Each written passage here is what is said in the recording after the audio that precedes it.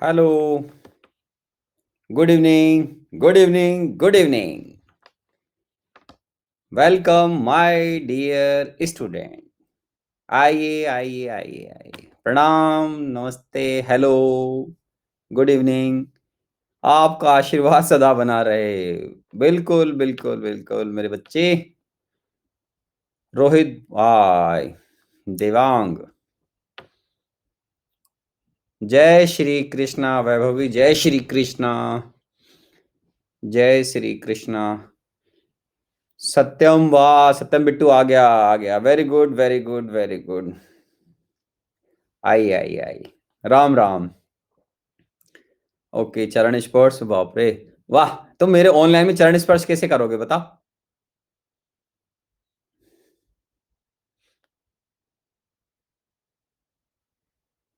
बताओ बताओ। वर्चुअली, अच्छा अच्छा। 100 किलोमीटर साइकिलिंग अच्छा रहा। Nice. That was good. Good ride. क्योंकि 100 किलोमीटर जब साइकिलिंग करते हैं तो फील अच्छा आता है। वो 110 किलोमीटर से भी ज्यादा हो गया था एक्चुअल में। बट एक बार में तो वो 104 किलोमीटर ही हुआ था एक्चुअल में। है ना। तो 104 किलोमीटर। Just a minute. सारे बच्चे आ गए। चलो बच्चों, तो आज हम रिडॉक्स का अगला पार्ट पढ़ेंगे और थोड़ी देर अपन असाइनमेंट भी डिस्कस कर लेते हैं। दिखता है क्या? दिखता है कितना किलोमीटर है इसमें? पढ़ने में आता है क्या?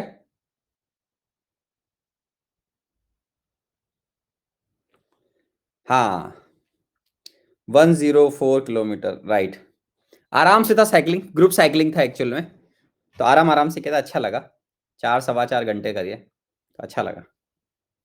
चलो आओ आओ बच्चों, मेरे प्यारे बच्चों।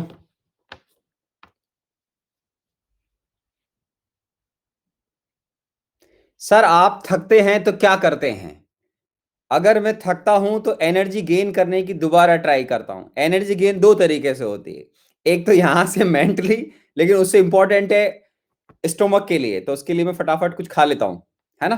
तो जैसे मैं साइकिलिंग पे आता हूँ, लॉन्ग साइकिलिंग पे, तो मेरे छोटे से बैग के अंदर चॉकलेट्स रखी होती हैं।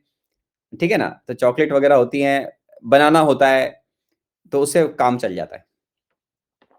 ठीक है ना, ऐसे कर लेते हैं हम। 100 किलोमीटर में हमारे शहर से अहमदाबाद तक। हाँ, मैं कुछ बच्चों के घर तक भी आ सकता हूँ साइकिलिंग, साइकिल लेकर। बट थोड़ा टाइम ज्यादा लगता है एक्चुअली में साइकिलिंग में ना। ठीक है। हाँ, आपको शीट देंगे बाद में आराम से। ठीक है ना, शीट देंगे। है ना। अभी एक्चुअल में क्या, शीट सॉल्व करने के लिए थ्योरी होनी चाहिए, वो भी कवर होना बाकी है ना। तो इसे थोड़ा वेट करें शीट के लिए। बार बार ना लिखें। खुश रहो खुश रहो खुश रहो। नहीं, मेरे साथ एमएससी सर नहीं गए थे यार। असाइनमेंट 1, चलो। सारे क्वेश्चन सॉल्व किए आपने मेरे बच्चों? असाइनमेंट फटाफट डिस्कस करते हैं। Welcome welcome welcome champions, welcome. Welcome, good evening all of you. Start करते हैं मेरे प्यारे बच्चों। सही पढ़ने वाले बच्चों को सारे क्वेश्चन सॉल्व हो जाएंगे। जितने भी बच्चे सिंसियरली रिवीजन करेंगे, प्रॉब्लम सॉल्व करेंगे, उनको सारे क्वेश्चंस आ जाएंगे। आप देख लेना, चेक कर लो भले। एक बच्चे को दिक्कत आ गई, हमारा कोई दोस्त है Shubham Singh. Assignment number, question number 6। यार बेटा आ जाना चाहिए था, डिफिकल्ट है क्या? चेक करते हैं बेटा, चेक कर लेते हैं। Assignment number 1, question number 6। ठीक है, ओके। तो इजी नहीं, इजी नहीं था क्या बच्चों यार ये? है ना। तो इजी होना चाहिए। चलो मैं लिख लेता हूं डाउट। है ना, तो ये आराम से हो जाना चाहिए था मेरे ख्याल से। कोई बात नहीं, थोड़ा बहुत टाइम लग जाता है कभी कभी। तो असाइनमेंट नंबर 1 में कोई डाउट है किसी को? मैं सोचा था आप एक भी डाउट नहीं पूछोगे। ऑफलाइन में मेरे से किसी ने एक भी डाउट नहीं पूछा बच्चों। तो असाइनमेंट नंबर 1। ठीक है ना। सबको सारे आ गए? क्योंकि मैं इतने सारे डाउट थोड़ी बताऊंगा यार, अगर आप ऐसे एफर्ट नहीं लगाओगे। इतने प्रॉब्लम सॉल्व नहीं करूंगा मैं यार, देखो बच्चों। नहीं, आयरन में इतनी थोड़ी प्रॉब्लम सॉल्व करेगा यार। एक प्रॉब्लम पूछ लो कोई सा भी। है ना। Any one problem, it's your choice. No doubt सुन के अच्छा लगता है मुझे। शाकाल मतलब आयरन मैन प्रसन्न हो जाता है। ठीक है। तो देखिए, इसमें क्वेश्चन नंबर किसी ने 9 पूछा है। आई थिंक 9 पूछा है शायद। और एक ने 6 भी पूछा था शायद। तो ये मेरे ख्याल से इजी क्वेश्चन थे, बट चेक कर लेता हूं मैं एक बार। 9 थोड़ा सा बच्चे को दिक्कत आ सकती है, हल्का फुल्का सा मेहनत कम करेंगे तो, बट कोई बात नहीं है ना। मैं आपकी हेल्प कर देता हूं, कोई बात नहीं, है ना। ओके चलो चेक कर लेते हैं। अच्छा एक बच्चा 7 भी पूछ रहा है। ओके 7 भी डिफिकल्ट है क्या बच्चों? तो चलो चेक कर लेते हैं। और असाइनमेंट नंबर 2 में तो कोई दिक्कत नहीं है? असाइनमेंट नंबर 2 में बताओ, असाइनमेंट नंबर 2 में कोई दिक्कत है किसी बच्चे को? फिर बाद में मैं डाउट नहीं लूंगा, ठीक है ना। Very good very good very good. Assignment number 1 में 3 क्वेश्चन। अच्छा एक बच्चे को शायद दिक्कत आ गई है शायद। ये नो लिखा है कि 10 लिखा है यार बेटा? ये अरे 10 लिखा है कि नो लिखा है? 10 लिखा है क्या? 10 नंबर, क्वेश्चन नंबर 10 में दिक्कत है। ओके ओके ओके 10 में दिक्कत है। इजी क्वेश्चन है भाई, ठीक है ना। चलो ठीक है। क्वेश्चन नंबर 11 तो है ही नहीं इसमें, कहां से पढ़ के आ रहा है बच्चा यार? खतरनाक बच्चा है तो यार, डेंजर। चलो तो क्वेश्चन नंबर 10, बस क्वेश्चन नंबर 2 में भी कोई पूछ रहा है। चलो ठीक है ठीक है ठीक है। अब थोड़ी देर के लिए चैट बंद करता हूं मैं, ठीक है ना, और उसके बाद फिर अपन बात करेंगे, ठीक है। चलिए आराम से पहले देख लीजिए, ये क्वेश्चन बड़े आसान थे मेरे ख्याल से। थोड़े बहुत किसी क्वेश्चन में थोड़ा दिक्कत हो सकती है। लॉजिकली देखिए क्या होता है प्रॉब्लम में, जो थोड़े डिफिकल्ट लगे ना उनको हाफ रिएक्शन मेथड से सॉल्व किया करो, है ना। उसमें आपको लॉजिकली क्लियर दिखता है कि भाई कितने इलेक्ट्रॉन कोई सब्सटेंस रिलीज कर रहा है, कितने गेन कर रहा है। तो लॉजिकली इलेक्ट्रोकेमिस्ट्री भी आप मेरे साथ पढ़ोगे तो आपको उसमें भी काम आएगा, ठीक है ना। ओके तो देखिए इसमें पहले मैं देखता हूं क्वेश्चन नंबर 6। क्वेश्चन नंबर जो 6 है, इसके अंदर जैसे किसी बच्चे ने पूछ लिया है तो मैं इधर लिख लेता हूं आराम से। अभी तो मैंने सॉल्व करना ही शुरू नहीं करा है ना। तो ये इतने सारे डाउट आ गए। देखो ऑनलाइन और ऑफलाइन में ये फर्क पड़ता है। ऑफलाइन में फ्रेंकली स्पीकिंग मेरे बैच में किसी बच्चे ने एक भी डाउट नहीं पूछा। तो ये बैच बैच का फर्क पड़ता है एक्चुअल में, समझ रहे हैं आप। तो ये डिफरेंस होता है। और ये इसीलिए मैं कहता हूं कि अगर अपने में से कोई छोटी क्लास के बच्चे हों तो उनको मैं मना करता हूं कि यार आप रेडॉक्स इस चैप्टर को मत पढ़ा करो, मोल कर लिया करो। थोड़ा बहुत हल्का फुल्का सा गैस स्टेट पढ़ लिया, हल्का फुल्का एटॉमिक पढ़ लिया, है ना। बाकी में फिर क्या होता है, दिक्कत रहेगी उनको थोड़ी सी, क्योंकि इनऑर्गेनिक भी उनको नहीं आती ढंग से।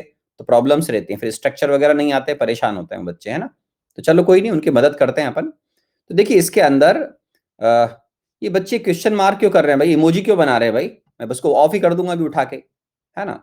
ये क्यों पूछ रहे हैं भाई? अभी तो मैंने बताना ही शुरू नहीं करा है। कौन बिट्टू है ये? ऐसे सोचने लग रहा है, इमोजी बना रहे हैं उसकी। इसको बंद करता हूँ सबसे पहले तो मैं, है ना। तो भैया ऐसे क्यों कर रहे हो मेरे बच्चे, मन के सच्चे। ये लो, है ना, इसको ऑफ कर देते हैं पहले, ठीक है। ओके चलो सर। यार कौन है यार, ये असाइनमेंट नंबर 2 में 5 भी पूछ रहा है यार। बहुत ही बच्चे, मुझे ऐसा लग रहा है कि कहीं बिना मेहनत करे आ गए क्या, उठ के आ गए क्या, बिना डल बच्चे आ गए क्लास के अंदर, ऐसा लग रहा है भाई मुझे। मेहनत नहीं कर रहे हो बेटा। किसने 5 पूछा है ये क्लास 8 9 के बच्चे तो नहीं आगे भाई। भाई इतने इजी क्वेश्चन को यार टाइम खराब करोगे आप हमारी क्लास का यार बच्चों, ठीक है ना। तो चलो खैर अब ठीक है यार। मतलब ऐसा लगता है कि बिल्कुल एफर्ट नहीं लगा रहे हैं कुछ बच्चे, फिर वो मजा नहीं आएगा मुझे एक्चुअली। मैं चाहता नहीं कि वो बच्चे आईआईटी जेईई में अच्छा परफॉर्म नहीं करें। आप अच्छा परफॉर्म करने की थोड़ी मेहनत तो करो ना यार। चलो देखते हैं फटाफट, ठीक है ना। तो देखिए सबसे पहले असाइनमेंट नंबर 1 का क्वेश्चन नंबर 6 देख लेते हैं। शायद किसी बच्चे को इसमें इसलिए प्रॉब्लम आ गई होगी क्योंकि इसके अंदर 3 3 रिएक्टेंट है बच्चों, ठीक है। तो 3 अगर रिएक्टेंट हैं तो क्वेश्चन नंबर 6, सबसे पहले मैं रिएक्शन तो लिख लूं, HNO2, ठीक है बच्चों देख लेते हैं आराम से, plus KMNO4 plus H2SO4 converting into HNO3, ठीक है, प्लस HNO3 प्लस क्या है ये प्रोडक्ट, MnSO4, ठीक है भाई, ये MnSO4 है ना, प्लस इसके अंदर दूसरा बन रहा है K2SO4। वाटर वगैरह तो आप जानते हैं अपन कैसे भी अरेंज कर लेते हैं, खास बात नहीं है। तो ये सब्सटेंस दे रखे हैं, फाइन। तो अब इसके अंदर हमें बेटा ये देखना पड़ेगा कौन ऑक्सीडाइज हो रहा है और कौन रिड्यूस हो रहा है, ठीक है ना। तो ये प्रॉब्लम हम उसी के बेसिस पर सॉल्व कर सकते हैं, ठीक है ना। तो ये जिस बच्चे ने प्रॉब्लम पूछा, मैं जानता नहीं हूं उस बच्चे को, तो भाई इसमें पहले बेटा ये देखो कौन तो ऑक्सीडाइज हो रहा है कौन रिड्यूस हो रहा है, थोड़ी सी मेहनत करें अपन। इसमें देखो बेटा जिसने पूछा है, चलो मैं उसी से पूछता हूं, है ना। बाकी लोग चुप रहेंगे, बाकी लोग चैट में बिल्कुल नहीं बोलेंगे, जिनका डाउट है वो बोलेंगे बस केवल, ठीक है। ओके फटाफट जिस बच्चे ने पूछा है वो HNO2 में एन का नंबर बताओ, जल्दी करो, फटाफट बताओ। HNO2 में n का नंबर कितना है? जिस बच्चे ने पूछा था, जिस बच्चे ने पूछा, फटाफट जान आंसर दो। इसमें mn का नंबर कितना है? इसमें mn का नंबर कितना है बच्चों? यहां पर mn का नंबर +7, इसमें नंबर कितना है? +3। ठीक है, यहां n का नंबर बताओ बच्चों। HNO3 में n का नंबर बताओ, जल्दी बताओ। 5। Very good. MnSO4 में, MnSO4 में नंबर +2। ठीक बात है। सल्फ्यूरिक एसिड यहां पर आप देख रहे हैं, मैंने बताया बताया भी था इस तरीके से, ये रिडॉक्स में पार्टिसिपेट नहीं कर रहा है, ये मीडियम प्रोवाइड कर रहा है। क्या प्रोवाइड कर रहा है बेटा? मीडियम प्रोवाइड कर रहा है। तो यहां पर हमें दिख जाना चाहिए कि कौन ऑक्साइड, कौन ऑक्सीडाइज हो रहा है और कौन रिड्यूस हो रहा है। ठीक है, तो इसको आप आयनिक फॉर्म में अगर लिखोगे तो ये एन, अब मत लिखिए चैट बॉक्स में, फालतू मत लिखिए बेटा, है ना। NO2 माइनस कन्वर्ट हो रहा है NO3 माइनस में, तो इसमें क्या दिक्कत है भाई? और दूसरी जगह आप ऐसा लिखोगे Mn+7 से कहां जा रहा है बच्चों? Mn2+ में जा रहा है। ठीक बात है। तो इसको हम क्या बोलते हैं? आप बोलोगे सर इसको हम रिडक्शन बोलते हैं, इसको हम ऑक्सीडेशन बोलते हैं। तो यही प्रॉब्लम है इसके अंदर बस। तो अब क्या होता है? NO2 माइनस है, NO3 माइनस है। ठीक है, अब हो जाएगा सबसे है, अब हो जाएगा, अरे हो जाएगा क्या? तो इसमें आप देखो, O को बैलेंस करना पड़ेगा, N बैलेंस है ऑलरेडी, O को बैलेंस करने के लिए क्या करेंगे? अरे जिसने पूछा था उससे हो जाएगा क्या सॉल्व, या पूरा सॉल्व करूं? अरे जिस प्यारे बच्चे ने पूछा था उससे अब हो जाएगा। यस हो जाएगा। ठीक है, आगे बढ़ूं? तो अगर हिंट से काम चल जाए तो बोल देना, अपन आगे बढ़ जाएंगे। ठीक है, आगे बढ़ जाऊं? ठीक है, next question. I have one doubt only sir, peroxide reaction please listen me. क्या सुनूं तेरे को मैं, बता। परोक्साइड रिएक्शन कहां आ गई इसमें?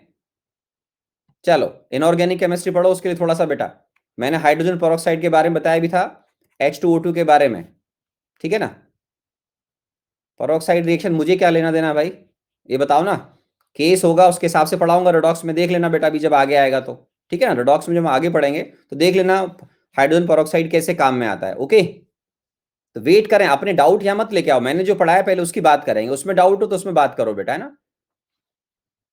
ठीक है, तो वो जब आएगा फ्यूचर में देख लेना, जब उसकी रिएक्शंस आएंगी किस तरीके से रिडॉक्स में पार्टिसिपेट कर रहा है, तो उसका वेट करो, बीच में क्लास को डिस्टर्ब नहीं करो। अभी असाइनमेंट का डिस्कशन चल रहा है, उसके अलावा कोई दूसरी बात नहीं लिखेगा अभी यहाँ पर। ठीक है, ओके सर। ये क्या है? Balancing sir, question number 3 assignment number 1। कौन है बच्चा ये?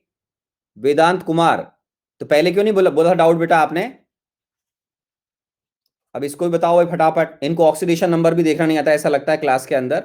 H2O2 है प्लस, बोलो बच्चों, ClO2 प्लस, बेसिक मीडियम दे रखा है OH माइनस, किस में कन्वर्ट हो रहा है बच्चों ये?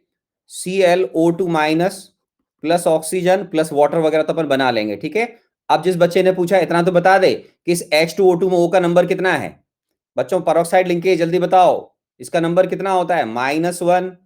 ठीक है, वेरी गुड। ClO2 दे रखा है मेरे बच्चों, ठीक है ना। तो ClO2 जो दे रखा है, जस्ट ए मिनट, ClO2 में Cl का नंबर बताओ, ClO2 में Cl का नंबर बताओ, ClO2 में +4।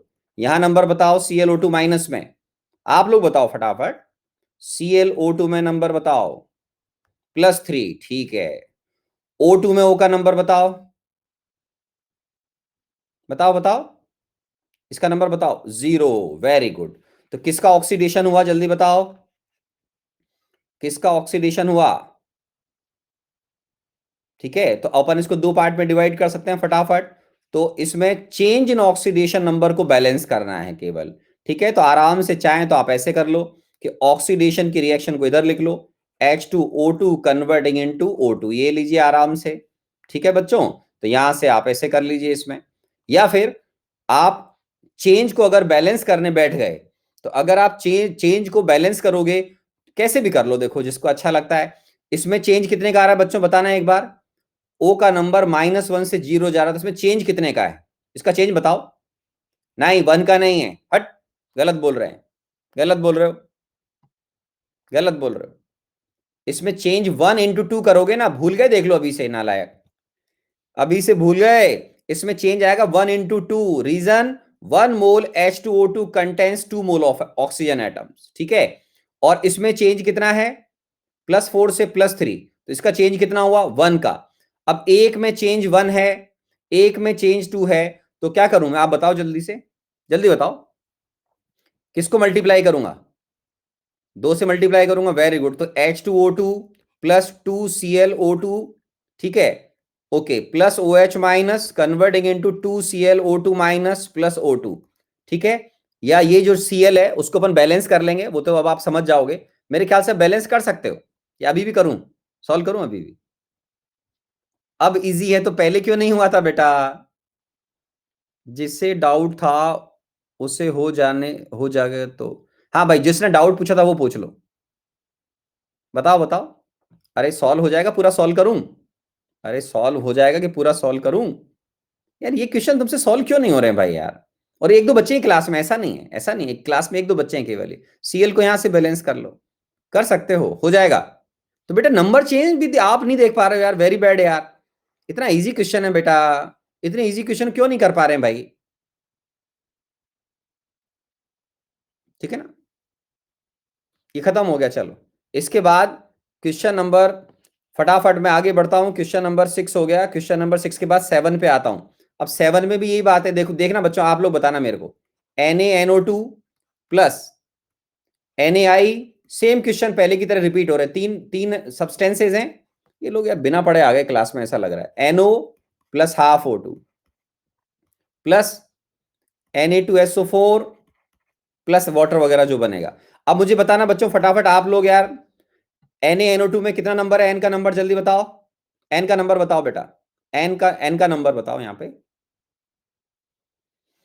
+3, ठीक है। चलो NaI में I का नंबर बताओ, -1। NO में N का नंबर बताओ जल्दी। NO में N का नंबर, मैं आप ही लोगों से आंसर दिलवा रहा हूं देखो, ताकि उन बच्चों को लगे कि यार हमने एफर्ट नहीं लगाए। O2 में O का नंबर 0। तो ये उन बच्चों को फील क्यों नहीं आ रहा भाई? अब इसमें क्या हो रहा है मेरे बच्चों, ये +3 से +2 में जा रहा है।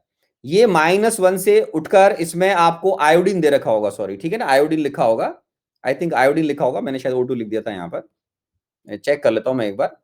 आई समथिंग NOI प्लस वाटर भी लिखा है, प्लस I2 सॉरी, I2 है ना। तो I2 में इसका नंबर 0 है, ठीक है। तो अब क्या करोगे बताओ? चेंज +4 से इसमें जा रहा है मेरे बच्चों, किसके अंदर? आपको दे रखा है +2 में। तो चेंज कितने का हुआ? ये सारे बच्चों को मालूम है। ये चेंज कितने का हुआ? 1 का हुआ।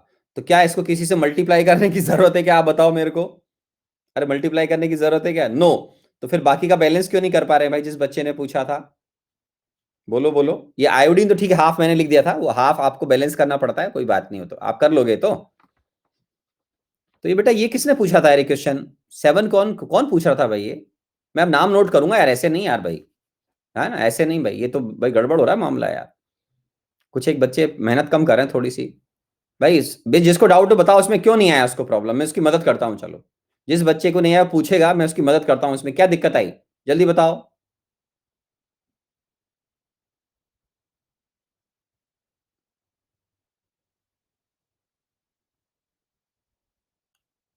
चलो आगे बढ़ू।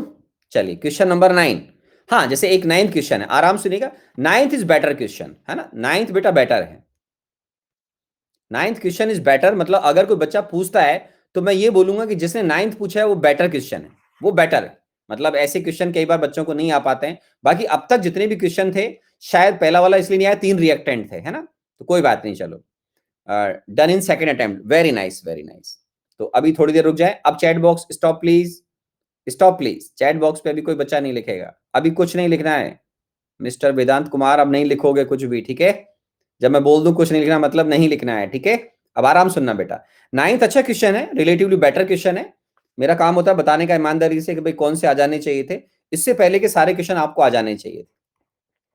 अब देखिए K2Cr2O7 है बेटा, है ना। ये डिफिकल्ट क्यों लगा होगा, रीजन बताता हूं मैं आपको, है ना। किसी बच्चे को अगर नहीं आया होगा, चलो कितने बच्चों को आ गया था ये थोड़ा सा डिफिकल्ट क्वेश्चन है, थोड़ा डिफिकल्ट क्वेश्चन है। कितने बच्चों को आ गया था? मुझे आ गया था, very good very good very good. और क्या क्या बन रहा है भाई इसमें? CrCl3 प्लस Cl2 बन रहे हैं, ओके वेरी नाइस, शाबाश। तो जिस बच्चे को नहीं आया था उसकी अपन मदद करते हैं थोड़ी सी, फिर उसके बाद वो अपने आप प्रॉब्लम को सॉल्व कर लेगा, ठीक है। चलो ओके, चलिए देखो बच्चों, जिसको नहीं आया था कोई बात नहीं, देखो आराम सुनना। आप चाहें तो इसमें स्पेक्ट्रेटर आयंस लेकर सॉल्व करें नहीं करें मर्जी आपकी, है ना। मैं आपको पहले आयनिक फॉर्म में करके दिखा देता हूं। ओके, देखो ये आयनिक फॉर्म में, पानी में किस फॉर्म में होगा मेरे प्यारे बच्चों? तो आप बोलोगे सर ये Cr2O7 2- की फॉर्म में होगा। एक मिनट बच्चों, गलती से फोन आ गया यार, है ना, तो मैं आई एम सॉरी, वो फोन बज गया था गलती से। अब इधर देखो मेरे बच्चों, यहाँ क्रोमियम +3 में है, आप बोलोगे यस सर, आयनिक फॉर्म में कन्वर्ट किया, क्योंकि इसमें क्या बेटा क्रोमियम +6 से +3 में जा रहा है। ओके, और यहाँ पे Cl-1 से 0 जा रहा है। यहाँ पे Cl अपना नंबर चेंज नहीं कर रहा है मेरे बच्चों, यहाँ भी Cl अपना नंबर चेंज नहीं कर रहा है। तो जिस बच्चे को नहीं आएगा, थोड़ा सा डिफिकल्ट लगा होगा, तो घबराने की कोई जरूरत नहीं है, ठीक है ना। तो आराम से देखें, राइट हैंड साइड में Cl- कन्वर्ट होगा Cl2 में, आपको ये कंसीडर करना पड़ेगा, क्योंकि यहां Cl और यहां Cl अपना नंबर चेंज नहीं कर रहा है। तो इस सिचुएशन में यहां पर Cl- लाइक स्पेक्ट्रेटर आयन है, लेकिन इस जगह Cl- का पार्ट कुछ Cl2 में जरूर जा रहा है। आपको क्लियर दिख रहा है कि हाँ सर ये ऑक्सीडेशन हो रहा है, तो इसको बोलते हैं बेटा ऑक्सीडेशन, और इसको बोलते हैं हम रिडक्शन। आराम से सुन लीजिए, ठीक है ना। अब मुझे बड़ा अच्छा लगा, एक बच्चे ने बोला अब हो जाएगा, लेकिन कोई बात नहीं बेटा, क्वेश्चन थोड़ा अच्छा है तो मैं आपकी हेल्प कर देता हूं, है ना।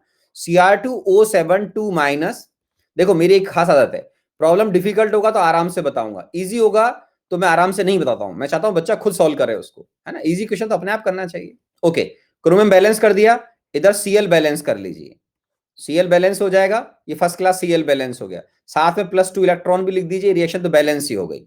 इधर बच्चों क्या करेंगे, सारे बच्चों को मालूम है कि अपने क्रोमियम बैलेंस कर दिया है। अब इधर एसिडिक मीडियम में HCl क्लियर दिख ही रहा है आपको, ठीक बात है, तो मैं यहां पर क्या लिखूंगा 7H2, ठीक है 7H2। फिर इधर क्या लिखूंगा 14H+।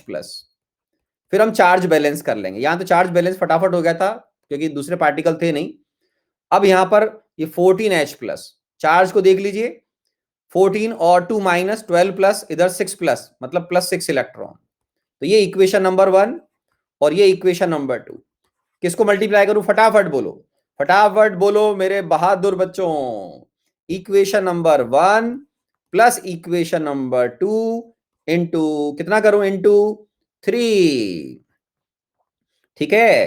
तो ये क्या हो गया बिट्टू, ये हो गया Cr2O7 2- +14H+, ठीक है, कन्वर्टिंग इनटू +6 इलेक्ट्रॉन में नहीं लिख रहा हूं, कैंसिल हो जाएंगे, ठीक है। 2Cr3+ +7H2O, ठीक है, +2Cl- +Cl2, ठीक है। और वो 6 इलेक्ट्रॉन कैंसिल हो जाएंगे, तो 6 इलेक्ट्रॉन को अपन लिखे नहीं लिखे अपनी मर्जी है, तो यहां पर मैं इलेक्ट्रॉन्स कैंसिल कर रहा हूं, ठीक है, fine. So now we are cancelling 6 electrons, fine. अब देखिए इसके अंदर यहां पर हाँ Cl- इधर लिख लेते हैं, 3 6 की 2 की जगह 6 आ जाएगा, ठीक है, okay okay, fine fine fine fine. तो ये 6 आ गया, 3 से मल्टीप्लाई किया, तो फिर Cl2 को मल्टीप्लाई कर लीजिए, 3Cl2, है ना, और +6 इलेक्ट्रॉन कैंसिल हो गए, 6Cl-, fine, everything is balance, 2Cr3, fine. अब देखो मेरे बच्चों, जब आप इस रिएक्शन को बैलेंस कर चुके हो तो हम इसको ऐड कर लेते हैं, ठीक है ना। अब जब ऐड करोगे तो सामने समझना है इस बात को, Cr2O7 2-, सामने देखो बेटा, ठीक है ना, +14H+, ठीक है ना, +6Cl-, ये पार्शियल ऑक्सीडेशन का केस है, डिफिकल्ट केस है। ऐसे केसेस को हमेशा लॉजिकली ऑक्सीडेशन रिडक्शन से की जगह अपन यहां पर 2 हाफ रिएक्शन में डिवाइड करके सॉल्व करिए, नहीं तो आपको प्रॉब्लम्स बहुत बढ़ जाएंगी, ठीक है ना। तो ये पार्शियल ऑक्सीडेशन का केस है, यहां पर आराम से देखिए, है ना, और ये 3Cl2 और ये 7H2। अब मेरे बच्चों इसके अंदर आराम से देखिए कि क्रोमियम बैलेंस है, लेकिन अब आपको स्पेक्ट्रेटर आयंस लाने पड़ेंगे। तो वो आयन कौन कौन है, इधर पोटेशियम आयन है और यहां पर 14H+ और Cl- है। तो सामने देखो, अब मैं जैसे यहां पर पोटेशियम आयन ऐड करूंगा, आप जानते हैं K2Cr2O7 है, तो यहां पर मैं जैसे ही ऐड करूंगा तो 2K+ हो जाएगा, ओके। और यहां पर क्रोमियम क्लोराइड बन रहा है, तो यहां पर आपको क्या ऐड करना चाहिए, आपको समझ में आएगा कि सर यहां पर ये 2CrCl3 आपको लिखना चाहिए, ठीक है। तो अब इस केस में आपको अगर K2Cr2O7 बन जाएगा, आप बोलोगे यस सर, मॉलिक्यूलर फॉर्म में ऐसे लिखते हैं अपन। और यहां पर ये आप देखिए, मैं 6Cl- इसके लिए जोड़ दूंगा ताकि 2CrCl3 हो जाएगा। तो यहां 6Cl आएगा, तो आपको यहां पर भी देखना चाहिए कि सर इस तरफ 6Cl माइनस है, यहाँ 3Cl2 था, उसमें कोई प्रॉब्लम नहीं है। लेकिन अब साथ में KCl और बन रहा है बेटा। क्या बन रहा है? KCl। तो KCl के लिए आप जानते हो कि 2K प्लस आएगा तो इधर 2Cl माइनस भी आएगा, तो आपको यहाँ 2Cl माइनस और 2K प्लस ऐड करने पड़ेंगे। ठीक है, तो ये थोड़े लेंथी हो जाते हैं लेकिन डिफिकल्ट है थोड़ा सा, इसलिए बता रहा हूं मैं आपको। तो 2K प्लस इधर लिखोगे, 2K प्लस इधर लिखोगे, 2CrCl3 बनाने के लिए 6Cl माइनस इधर लिखोगे, ठीक है ना, और 2K प्लस 2Cl माइनस। अब यहां पर आप मुझे बताओ आराम से कि कितना Cl माइनस आपने दोनों तरफ एडिशनली जोड़ा है। ये देखिए 6Cl माइनस आपने इसकी वजह से जोड़े हैं, 2 इसकी वजह से जोड़े हैं, तो आपको 8Cl माइनस यहां पर और जोड़ने पड़ेंगे। तो दोनों तरफ, क्योंकि मैथ्स मैथ्स वाले भैया देखेंगे तो उनको अच्छा लगेगा कि हाँ दोनों तरफ बैलेंसिंग बराबर ऐड कर रहे हैं। तो 2K प्लस इधर ऐड कर दिया, 2K प्लस इधर ऐड कर दिया, फिर इधर 6Cl माइनस ऐड किया। अब इसको क्या बोलोगे आप मॉलिक्यूलर लेवल पर? इनको जोड़ दो, 8 और 6 को जोड़ दो, कितने हो जाएंगे बताओ? ऐड करो इनको, तो समझ में आता है। और 2K प्लस और Cr272 माइनस को ऐड करो, क्या बनाओगे इसको? इसको ऐड करके क्या बनाओगे बच्चों? जल्दी बताओ। K2Cr2O7, इसको ऐड करके क्या बोलोगे? 14HCl। इलेक्ट्रॉन में कैंसिल कर चुका हूं, तो इलेक्ट्रॉन नहीं लिख रहे हैं अपन, ठीक है ना, कैंसिल कर दिया। फाइन, इसको क्या बोलोगे? 14HCl। इसको क्या बोलोगे? कलर चेंज करूं? आप बताओ। तो मैं यहां लिख रहा हूं आपके लिए, फटाफट सामने देखो, ये K2Cr27 यहां हो जाएगा, कलर चेंज करके लिख रहा हूं मेरे बच्चों, ऊपर देखना 14HCl। अब यहां बताओ KCl कितना लिखूं? जल्दी जल्दी जल्दी जल्दी। 2KCl। Cr Cl3 बोलो मेरे प्यारे बच्चों, Cr Cl3 बोलो। 2, वेरी गुड। Cl2 बोलो। 3, वाटर बोलो, वाटर बोलो, वाटर। 7। अब चेक करो, हमारी रिएक्शन बैलेंस है फर्स्ट क्लास, यस और नो? ठीक है, बहुत बढ़िया, बैलेंस हो गई। चलो फटाफट आगे बढ़े, बहुत समय निकल गया यार।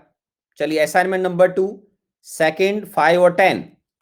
असाइनमेंट नंबर 2, टाइम बहुत खत्म कर दिया तुम लोगों ने यार। सेकंड, 5 और 10 देखता हूं फटाफट अभी इनको, ठीक है ना। तो सेकंड देखता हूं, असाइनमेंट नंबर 2। अरे यार ऐसे क्वेश्चन कितनी बार पूछोगे भाई, अभी तो बताया यार, अब तो सॉल्व कर लो कम से कम इनको। KMnO4 प्लस, हे भगवान कितनी बार बताऊंगा ऐसे question, plus H2SO4, 3 reactant identify करो, किसका ऑक्सीडेशन किसका रिडक्शन हो रहा है?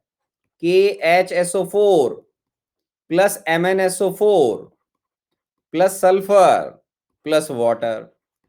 ठीक है, अब तो हो जाने चाहिए भाई, जिन बच्चों के डाउट थे वो 3 में आइडेंटिफाई नहीं कर रहे होंगे वो। Mn का नंबर बताओ फटाफट, Mn का नंबर बताओ, +7, Mn का नंबर +2, सल्फर का नंबर -2, सल्फर का नंबर 0।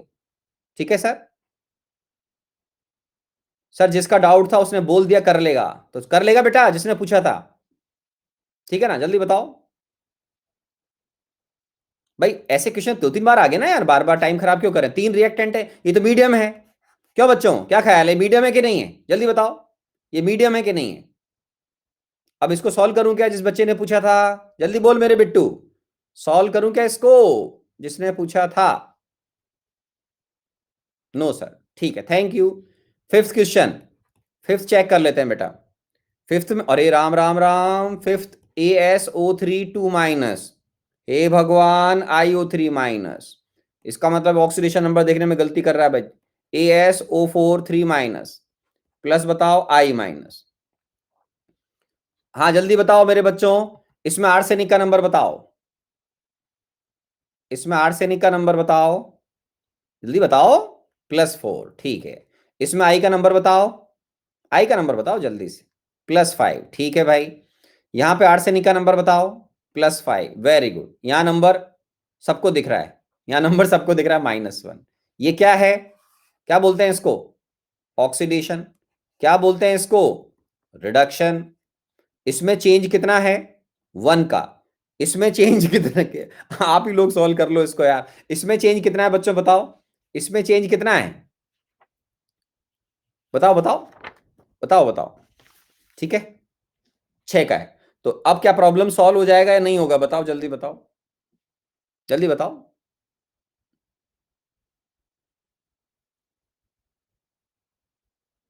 अरे हो जाएगा, +4 से +5, +5 से और चेक कर लेते हैं अपन दोबारा, अगर गड़बड़ हो रही बच्चे से तो आराम से देखो। तो क्या करें आप बताओ, मुझे क्या करना है, इसमें सॉल्व करें। ठीक है, तो इसके अंदर देखो, ये एक्सक्यूज मत दिया करो सर, इससे करा तो मेथड से हो गया, उससे हो गया। जो मेथड सबसे अच्छा लगेगा लॉजिकली वो है हाफ रिएक्शन मेथड। ठीक है ना मेरे बच्चों, तो हम उससे अगर ट्राई करें तो मेरे ख्याल से बेटर है। और इसमें चेक कर लो, आई का नंबर +5 है बेटा।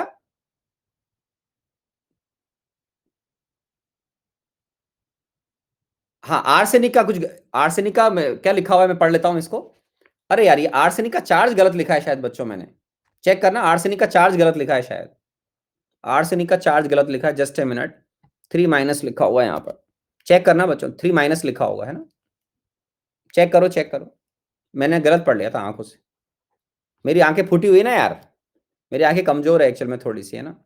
तो चेक करो, आर्सेनिक यहाँ +3 में आ रहा है क्या, चेक करना बेटा, आर्सेनिक +3 में आ रहा है क्या, दे रखा है +5 +3, चेक कर लेना, I+1 -1। तो इसमें चेंज है 6 का और इसमें चेंज है 2 का, तो किसको 3 से मल्टीप्लाई करेंगे बताओ, किसको 3 से मल्टीप्लाई कर लूंगा। अब वो आपकी मर्जी है, देखो आप 3 से इसको मल्टीप्लाई कर लें या फिर एक काम करना, दो पार्ट में डिवाइड कर लो। अब ये मैं नहीं जानता भैया किसको कौन सा अच्छा लगता है, मैं एग्जाम में प्रेफरेंस देता हूं हाफ रिएक्शन मेथड को, बाकी सबकी अपनी अपनी पसंद है। ठीक है, बाकी सबकी अपनी अपनी पसंद है, ठीक है ना। ओके, तो इसमें कोई दिक्कत वाली बात नहीं है। ठीक है, इसमें मेरे ख्याल से रिएक्शन बैलेंस भी हो रहा हो आराम से, कोई दिक्कत वाली बात नहीं। इसमें मीडियम का क्या करेगा भाई, कुछ दे ही नहीं रखा है, जरूरत भी तो नहीं है, ऑक्सीजन बैलेंस हो रहा होगा अपने आप, और बाकी एटम्स है ही नहीं इसके अंदर, तो करना क्या है इसके अंदर। ठीक है ना, अरे इसमें कोई जरूरत नहीं है तो क्या करोगे, वाटर वाटर के मॉलिक्यूल की जरूरत पड़ी क्या बच्चों, आपको इसमें कोई H+ की या वाटर की जरूरत पड़ रही है क्या इस रिएक्शन में। तो फिर ये कुछ बच्चे क्यों परेशान होते रहते हैं फालतू में, अरे जीवन में वैसी टेंशन रहती है, क्या को टेंशन ले रहे हो यार। जब उसमें जरूरत ही नहीं है वाटर के मॉलिक्यूल की, H+OH- क्यों परेशान हो रहे हो आप लोग। ठीक है, चलो आगे बढ़े, चलो और आगे बढ़े, चलो एक और रहेगा, किसी का 10 था, फटाफट देख लेता हूं मैं, है ना, इतनी टेंशन मत लिया करो यार। 10th, 10th में क्या है देखे बच्चों, अरे यार फिर वही 3 3 वाले रिएजेंट वाले क्वेश्चन, अब तो हो जाएंगे यार, BaCrO4 +Ki, अभी K2Cr2 7 का बता दिया, अब वो बच्चा अपने आप ट्राई करेगा यहाँ पर। ठीक है, अब वो बच्चा अपने आप ट्राई करेगा जिसको नहीं आया है, क्योंकि अभी अभी मैंने HCl का एक डिफिकल्ट केस पूरा सॉल्व किया है आपके लिए। अब फिर भी नहीं हो तो बताओ यार, मैं सॉल्व करूंगा और तो क्या करें। आयोडीन प्लस क्या है बेटा, वो KCl + CrCl3 + वाटर, ये वाटर। हाँ बताओ फटाफट बताओ, चलो BaCrO4 में नंबर बोलो क्रोमियम का, आगे बताओ फटाफट, BaCrO4 में नंबर बताओ यार, जल्दी करो, बहुत टाइम खराब कर दिया इन बच्चों ने, मेहनत नहीं करी यार, थोड़ी सी और हार्डवर्क करना चाहिए था। +6, या नंबर बताओ -1। इसमें देख के बताओ Cl का नंबर चेंज हो रहा है कहीं, देख के बताओ क्या इसमें HCl का चेंज हो रहा है कहीं, नो, -1। आप फिर बोलते हो मेरे को शीट देना, बेटा आप हमारी शीट को डिजर्व नहीं करते हो, अगर इस तरीके का हाल है तो आप वाइब्रेंट की शीट को डिजर्व नहीं करते हो आप, ठीक है ना। तो फिर अब क्या शीट दूं मैं आपको बताओ, आप लोग बोलते हैं शीट दो शीट दो, क्या शीट सॉल्व करोगे बेटा, इतने इजी प्रॉब्लम सॉल्व नहीं कर पाए आप यार, क्या करें बताओ। नहीं, तो ये प्रॉब्लम आती है एक्चुअल में, है ना।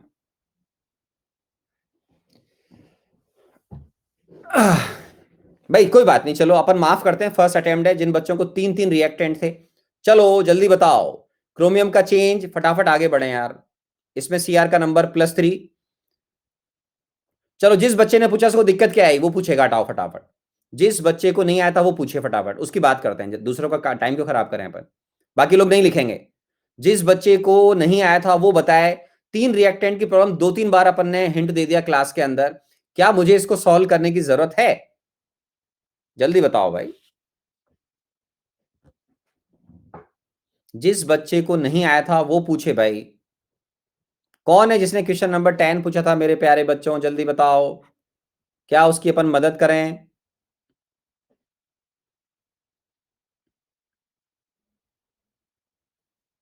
हैं, कोई आवाज ही नहीं दे रहा है, अरे किसी ने पूछा था ना 10th क्वेश्चन यार, चलो वो अब कर लेगा मेरे ख्याल से, वो शायद क्लास में नहीं, ऐसे कैसे हो सकता है यार? नहीं, डर क्यों गया यार, डरने की कोई बात थोड़ी है, लेकिन 3 रिएक्टेंट की क्वेश्चन कर दी ना बेटा। इसमें HCl किसका काम कर रहा है जल्दी बताओ? मीडियम का काम कर रहा है बेटा, ठीक बात है। तो अपन इसको बैलेंस कर सकते हैं बाकायदा। क्रोमियम +6 से +3 में जा रहा है। जल्दी बताओ जल्दी बताओ जल्दी बताओ। अरे इसको सॉल्व करूं क्या? आगे बढ़ें? ठीक है। ओके।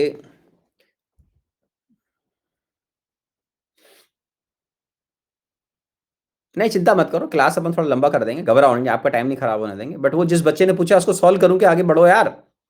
अरे कोई बच्चा नहीं पूछ रहा, आगे बढ़ू मैं तो यार, है ना?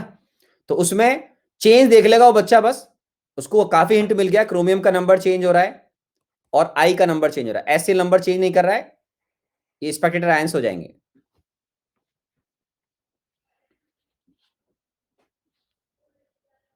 चलो आगे बढ़े। चलो कोई नहीं कोई नहीं कोई नहीं, चलो टाइट्रेशन की बात करते हैं बच्चों।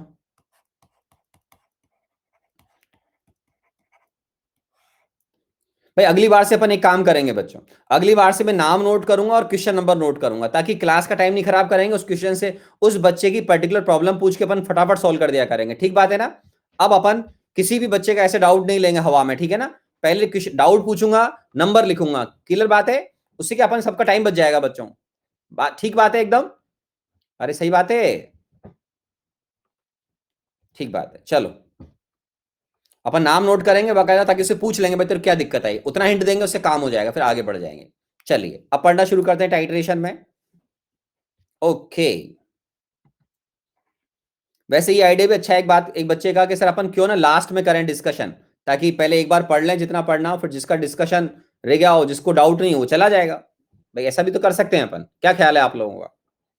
सही बात है, ये ठीक है ना आइडिया? चलो ये आइडिया अच्छा है, इससे क्या कई बच्चों का टाइम बच जाएगा, सही बात है। चलिए हाँ शीट दे देंगे, चलो दे देंगे दे देंगे।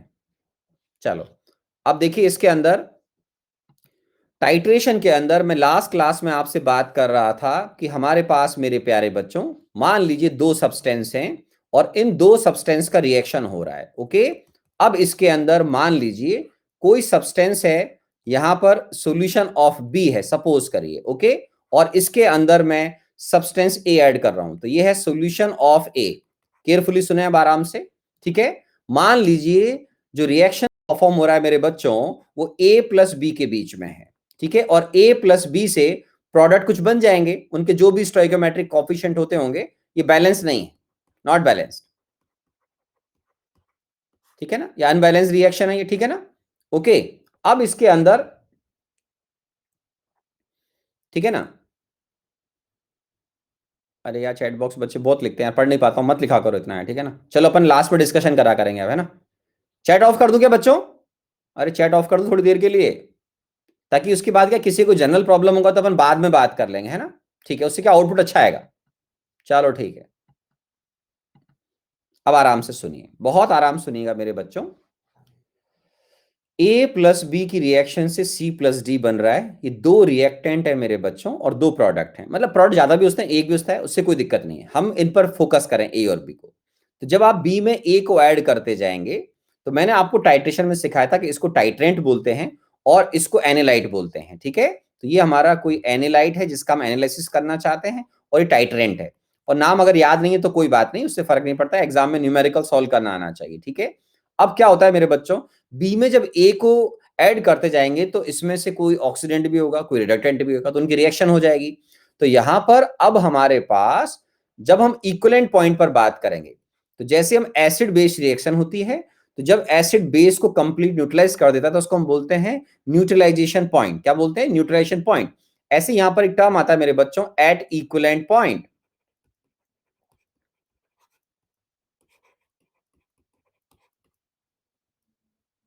क्या बोलते हैं? At equivalent point. Equivalent point पर मेरे बच्चों होता क्या है, B is completely reacted reacted with A, ठीक है? तो हम जब भी यहां पर न्यूमेरिकल सॉल्व करना सिखाऊंगा मैं भी आपको, पहले बेसिक कॉन्सेप्ट सीख लीजिए कि इक्विवेलेंट पॉइंट पर हम ऐसे बोलते हैं, इक्विवेलेंट पॉइंट पर नंबर ऑफ इक्विवेलेंट्स या मिली इक्विवेलेंट भी होते हैं, अभी आप इक्विवेलेंट ही लिख लीजिए, number of equivalents of A reacted is equal to number of equivalents of B reacted. ठीक है मेरे बच्चों, तो ये यहां तक अपन आ गए, ए और बी के बीच में रिएक्शन होगा। ठीक है ना, जब हम इक्विवेलेंट कॉन्सेप्ट लगाते हैं, तो इक्विवेलेंट कॉन्सेप्ट जब हम लगाते हैं तो नंबर ऑफ इक्विवेलेंट्स दोनों के बराबर करने होते हैं। अब सवाल ये उठता है कि सर ये नंबर ऑफ इक्विवेलेंट्स क्या होता है, क्या होता है नंबर ऑफ इक्विवेलेंट्स, क्या होता है वो भी बताऊंगा धीरे धीरे, या हम इसको किस तरीके से कैलकुलेट करते हैं। तो पहले तो ये समझो कि इक्विवेलेंट पॉइंट का मतलब है ए और बी की रिएक्शन कंप्लीट हो गई, बी को ए से कंप्लीटली रिएक्ट करा दिया गया है, या बी रिएक्शन के अंदर अब फिनिश हो चुका है। ठीक है ना, अब इनके इक्विवेलेंट्स को हम किस तरीके से कैलकुलेट करते हैं। ओके, जब भी कोई रिएक्शन परफॉर्म होती है रिएक्टेंट के बीच में, तो आप ये देखिए अनबैलेंस रिएक्शन है, अभी रिएक्शन को हमने बैलेंस नहीं किया है। ठीक है, तो फ्यूचर में क्या, मैंने तो आपको इनफैक्ट बैलेंस करना भी सिखा दिया, अब तो कोई दिक्कत वाली बात नहीं है। ठीक है ना, तो आपको रिएक्शन को बैलेंस करना भी आ गया है। जब हम कभी भी लॉ ऑफ इक्विवेलेंस लगाते हैं, तो जैसे मान लीजिए ए प्लस बी रिएक्ट कर रहा है सी प्लस डी से, तो नंबर ऑफ इक्विवेलेंट्स कैसे निकालते हैं तो वो बताऊंगा, और एक मैं आपको बताऊंगा कि लॉ ऑफ इक्विवेलेंस कैसे लगाते हैं। तो आराम सुनिएगा, ए और बी का रिएक्शन हुआ, सी और डी प्रोडक्ट हुए। ठीक है, नॉर्मल कोई रेडॉक्स की रिएक्शन हो रहा है, और उस पर हम अब अपने आप को फोकस करना चाहते हैं। तो मैं अभी नेक्स्ट पेज पे लिख रहा हूं, आराम से देखिए, A plus B converting into C plus D. ठीक है, रिएक्शन अभी अनबैलेंस्ड है। ओके, तो भी कोई दिक्कत नहीं है, आपको रिएक्शन को बैलेंस करना भी आ गया है, तो बैलेंस करना भी मैंने सिखा दिया है। तो आपको रिएक्शन बैलेंस करना था, वो एक अपनी जगह पर है। ठीक है, तो मान लीजिए आपने कभी बैलेंस किया और सपोज करो एक्स ए, सपोज ऐसे कोई वाई बी कन्वर्टिंग इनटू, मान लो कोई कॉफिशिएंट आ गया इसका, कुछ भी जेड मान लो, सी मान लो, प्लस डी मान लो, इस तरीके से आ गया। ठीक है ना, अभी बैलेंस रिएक्शन भी करना आ गया आपको, ये बैलेंस रिएक्शन हो गई। तो आप रिएक्शन को बैलेंस नहीं भी करना जानते हैं, तो भी लॉ ऑफ इक्विवेलेंस में मुझे रिएक्टेंट और प्रोडक्ट से मतलब होता है। जनरल रिडॉक्स के अंदर यहां पर हम लॉ ऑफ इक्विवेलेंस क्या लगाते हैं बता रहा हूं मैं आपको मेरे बच्चों, आराम सुनिएगा कि लॉ ऑफ इक्विवेलेंस क्या बोलता है। जो भी हम नॉर्मल रिडॉक्स की बात करते हैं, लॉ ऑफ इक्विवेलेंस क्या बोलता है मेरे बच्चों, कि sir eight equivalent point,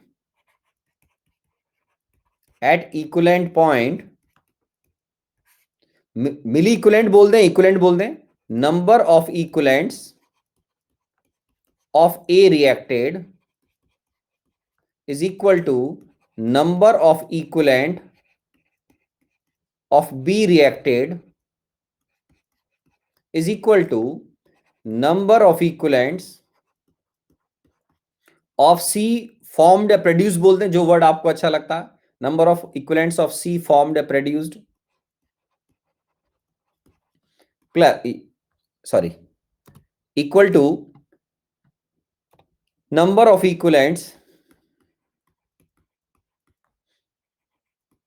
equivalents of D formed। तो ये होता है लॉ ऑफ इक्विवेलेंस, जिसमें रिएक्शन आपको बैलेंस करना था, वो अलग मैटर है। रिएक्शन बैलेंस नहीं भी मालूम है, और अगर आपको क्लियर दिख रहा है कि कौन किस नंबर में चेंज कर रहा है, वो मैंने आपको सिखाया था अभी कुछ समय पहले, तो ए और बी की रिएक्शन से मेरे प्यारे बच्चों सी और डी बन रहे हैं। क्या बन रहे हैं, ए और बी की रिएक्शन से सी और डी बन रहे हैं। तो इन दोनों के जो इक्विवेलेंट हैं वो इक्वल होंगे, सेम प्रोडक्ट के भी आपस में इक्वल होंगे, या आप ऐसे बोलिए सारे रिलेटेड प्रोडक्ट के यहां पर जो नंबर ऑफ इक्विवेलेंट्स बनेंगे वो इक्वल आएंगे। इसको बोलते हैं लॉ ऑफ इक्विवेलेंस। अब आराम सुनिएगा, कभी भी कोई केमिकल रिएक्शन अगर परफॉर्म होती है, तो आपने मोल कॉन्सेप्ट पढ़ा हुआ है, number of moles of reactant may or may not be same, depend on reaction stoichiometry, but their number of equivalents are same। तो यहीं लिख दूं मैं आपके लिए, क्योंकि आप ऐसा पहले सुन चुके हैं या आप पहले पढ़ चुके हैं, राइट। तो यहां पे लिखता हूं मैं, कोई भी केमिकल जो रिएक्शन होती है उसमें number of moles of reactants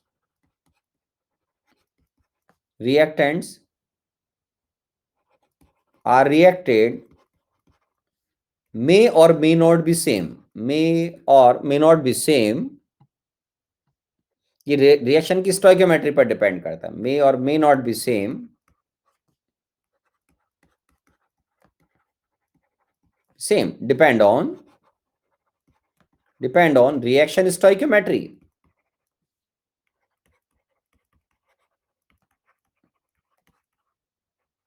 But their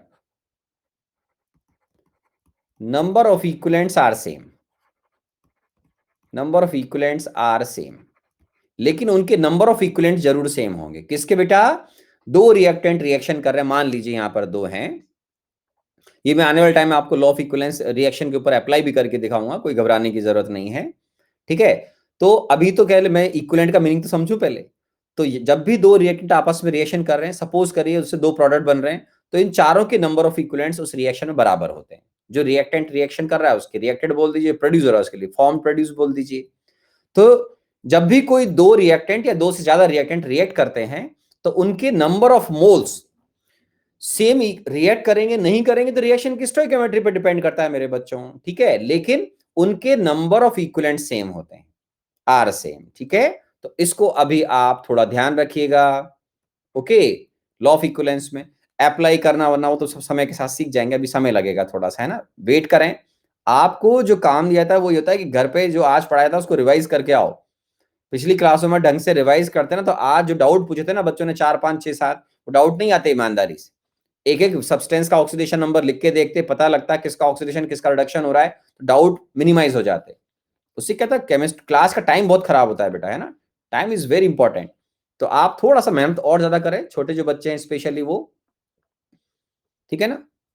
अच्छा, अब देखिए आगे बढ़ते हैं। अब नंबर ऑफ इक्विवेलेंट्स निकालते कैसे हैं सर? तो आराम से सुनिएगा। जैसे कोई भी दो रिएक्टेंट रिएक्शन करते हैं, ठीक है, तो उनके मोल्स मैंने कहा सेम होंगे नहीं होंगे पता नहीं, रिएक्शन की स्टोइकियोमेट्री आपको बतानी पड़ेगी। इक्विवेलेंट सेम होंगे। तो पहले तो मैं बिल्कुल बेसिक लेवल पे जाऊं कि नंबर ऑफ इक्विवेलेंट्स निकालते कैसे हैं सर। नंबर ऑफ इक्विवेलेंट्स हम निकालते कैसे हैं सर? तो उसके लिए आपको पहले से क्या आता है, तो मैं बताता हूं आपको। एक तो कैसे निकलेगा, given mass of substance, given mass of substance divide by equivalent mass of substance, equivalent mass of substance. ये उसी तरीके से कैलकुलेट होता है जैसे आप नंबर ऑफ मोल्स निकालते हैं, ठीक है। मैं आपको याद दिलाता हूं मेरे बच्चों। तो किसी भी सब्सटेंस के अगर आपको नंबर ऑफ इक्विवेलेंट्स निकालने, तो number of equivalents of substance कैसे निकलेंगे, उसको एग्जामिनर ने अगर आपको मास दे रखा है तो उसको इक्विवेलेंट मास से डिवाइड कर दें। आराम से सुनिएगा, जैसे मेरे प्यारे बच्चों नंबर ऑफ मोल्स निकालते हैं। तो नंबर ऑफ मोल्स कैसे निकलते हैं किसी भी सब्सटेंस के, given mass of substance divide by molar mass of substance. आप बोलोगे यस सर, ठीक है। अब वो सब्सटेंस बार बार नहीं लिख रहा हूं। तो नंबर ऑफ मोल्स कैलकुलेट करने का आप कॉन्सेप्ट जानते हो, आप बोलोगे यस सर। उसी तरीके से नंबर ऑफ इक्विवेलेंट्स निकाले जाते हैं। क्या निकाले जाते हैं? नंबर ऑफ इक्विवेलेंट्स निकाले जाते हैं। अब इक्विवेलेंट मास तो आप समझते हो, लेकिन इक्विवेलेंट मास कैसे कैलकुलेट होगा? तो यहां मैं आराम से लिख रहा हूं कि किसी भी सब्सटेंस का अगर आपको इक्विवेलेंट मास निकालना है, इक्विवेलेंट मास ऑफ सब्सटेंस निकलेगा बच्चों, ये निकलेगा molar mass of substance, molar mass of substance divide by equivalent mass of substance. कैसे निकलेगा? Molar mass of divide by N factor of substance. ये मैं आपको सिखाऊंगा अभी, एन फैक्टर ऑफ सब्सटेंस। इसमें समय लगता है एन फैक्टर को सीखने में, आराम से ये क्लास भी जाएगी अगली भी जाएगी, है ना, तो आराम से, कोई जल्दी नहीं है। तो आपको इक्विवेलेंट मास किसी भी सब्सटेंस का अगर कैलकुलेट करना है, तो आपको मोलर मास आप समझते ही हैं। अब उसको अगर आप उस सब्सटेंस के एन फैक्टर से डिवाइड कर देंगे तो इक्विवेलेंट मास निकल जाएगा, ठीक है। अब इक्विवेलेंट मास की जो वैल्यू है, अगर मैं इस डेफिनेशन को मान लीजिए यहां पर पुट कर देता हूं मेरे बच्चों, ठीक है, तो आप देखिए क्या हो जाएगा। ये number of equivalent substance is equal to given mass of substance divide by molar mass substance divide by N factor, ठीक है। तो उसको हम रीअरेंज कर लेंगे, ठीक है। कैसे करेंगे, पहले लिख लीजिए इसको आराम से।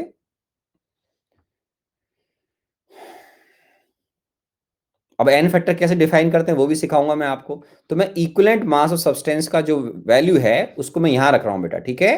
तो इसको जैसे ही हम पुट करेंगे, then we will get number of equivalents of substance is equal to mass या given mass of substance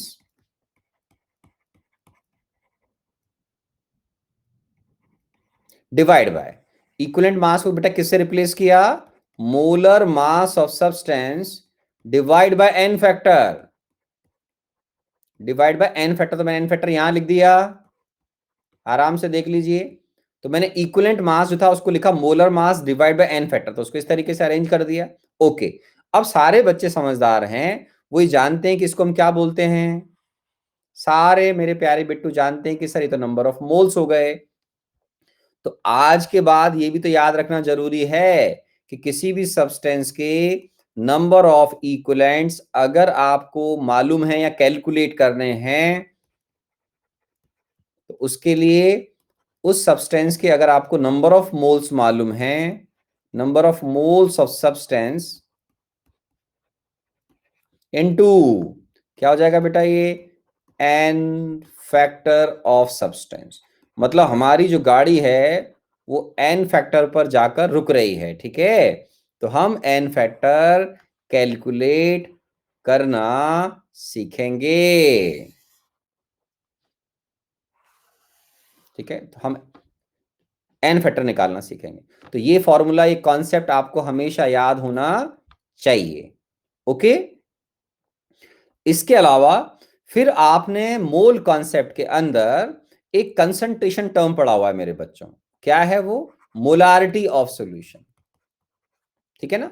तो मोलारिटी ऑफ सॉल्यूशन जब हम डिफाइन करते हैं तो सॉलिड की रेस्पेक्ट में डिफाइन करते हैं। तो कैसे डिफाइन करते हैं molarity of solution, number of moles of solute, number of moles of solute divide by volume of solution, volume of solution. अगर हम लीटर ml में देते हैं मेरे बच्चों तो सबको याद होगा हम इंटू 1000 करते हैं, ठीक है ना। या फिर सबको याद है कि सर वॉल्यूम लीटर में देंगे तो डायरेक्ट सॉल्व हो जाता है, divide by volume of solution, shortcut में लिख रहा हूं volume of solution in litre, ठीक है। तो सारे बच्चे जानते हैं कि मोलारिटी को इस तरीके से डिफाइन करते हैं, moles of solute divide by volume of solution, ठीक है। Okay, now we define very important term in redox that is called normality. आप सब जानते हैं मोलारिटी को कैपिटल एम से रिप्रेजेंट करते हैं, ठीक है। Okay, now we are defining normality, ठीक है। इसको हम कैपिटल एन से रिप्रेजेंट करते हैं। So we can write normality as, और how we can define normality वो बता रहा हूं मैं आपको। नॉर्मेलिटी होता है मेरे बच्चों number of equivalents of solute, ठीक है, डिवाइड बाय डिवाइड बाय, अगर आप ऐसा लिख रहे हैं ऐसा लिख रहे हैं वो आपकी चॉइस हो सकती है। तो volume of solution, volume of solution, okay. अगर आप ml लेंगे तो मैं इंटू 1000 लिखूंगा। अगर आप वॉल्यूम लीटर में लोगे मेरे बच्चों तो नॉर्मलिटी को मैं इसी तरीके से क्या लिखता हूं, number of equivalents of solute divide by volume of solution in litre, okay. अब आप क्या करो मेरे बच्चों, नंबर ऑफ इक्विवेलेंट को अभी अभी आपने देखा था किसके बराबर होते हैं, number of moles into N factor के बराबर। आप बोलोगे हाँ देखा था सर। तो नंबर ऑफ इक्विवेलेंट्स को अपन number of moles into N factor लिख देंगे। तो पहले आप आराम से इसको नोट कर लें, ये नया टर्म आ गया अपनी नॉर्मेलिटी। मोलारिटी हमने पहले से सीखा हुआ है मेरे बच्चों, ठीक है ना। We know very well what do mean by molarity. तो हम मोलारिटी का मीनिंग समझते हैं, तो इसमें तो कोई दिक्कत तो है ही नहीं, फाइन। अब मैं यहां पर number of equivalents of solute जो है उसको अभी अभी मैंने सिखाया था, तो इसको मैं रिप्लेस करूंगा। Number of moles into n factor से, ठीक है। So now we can write normality is equal to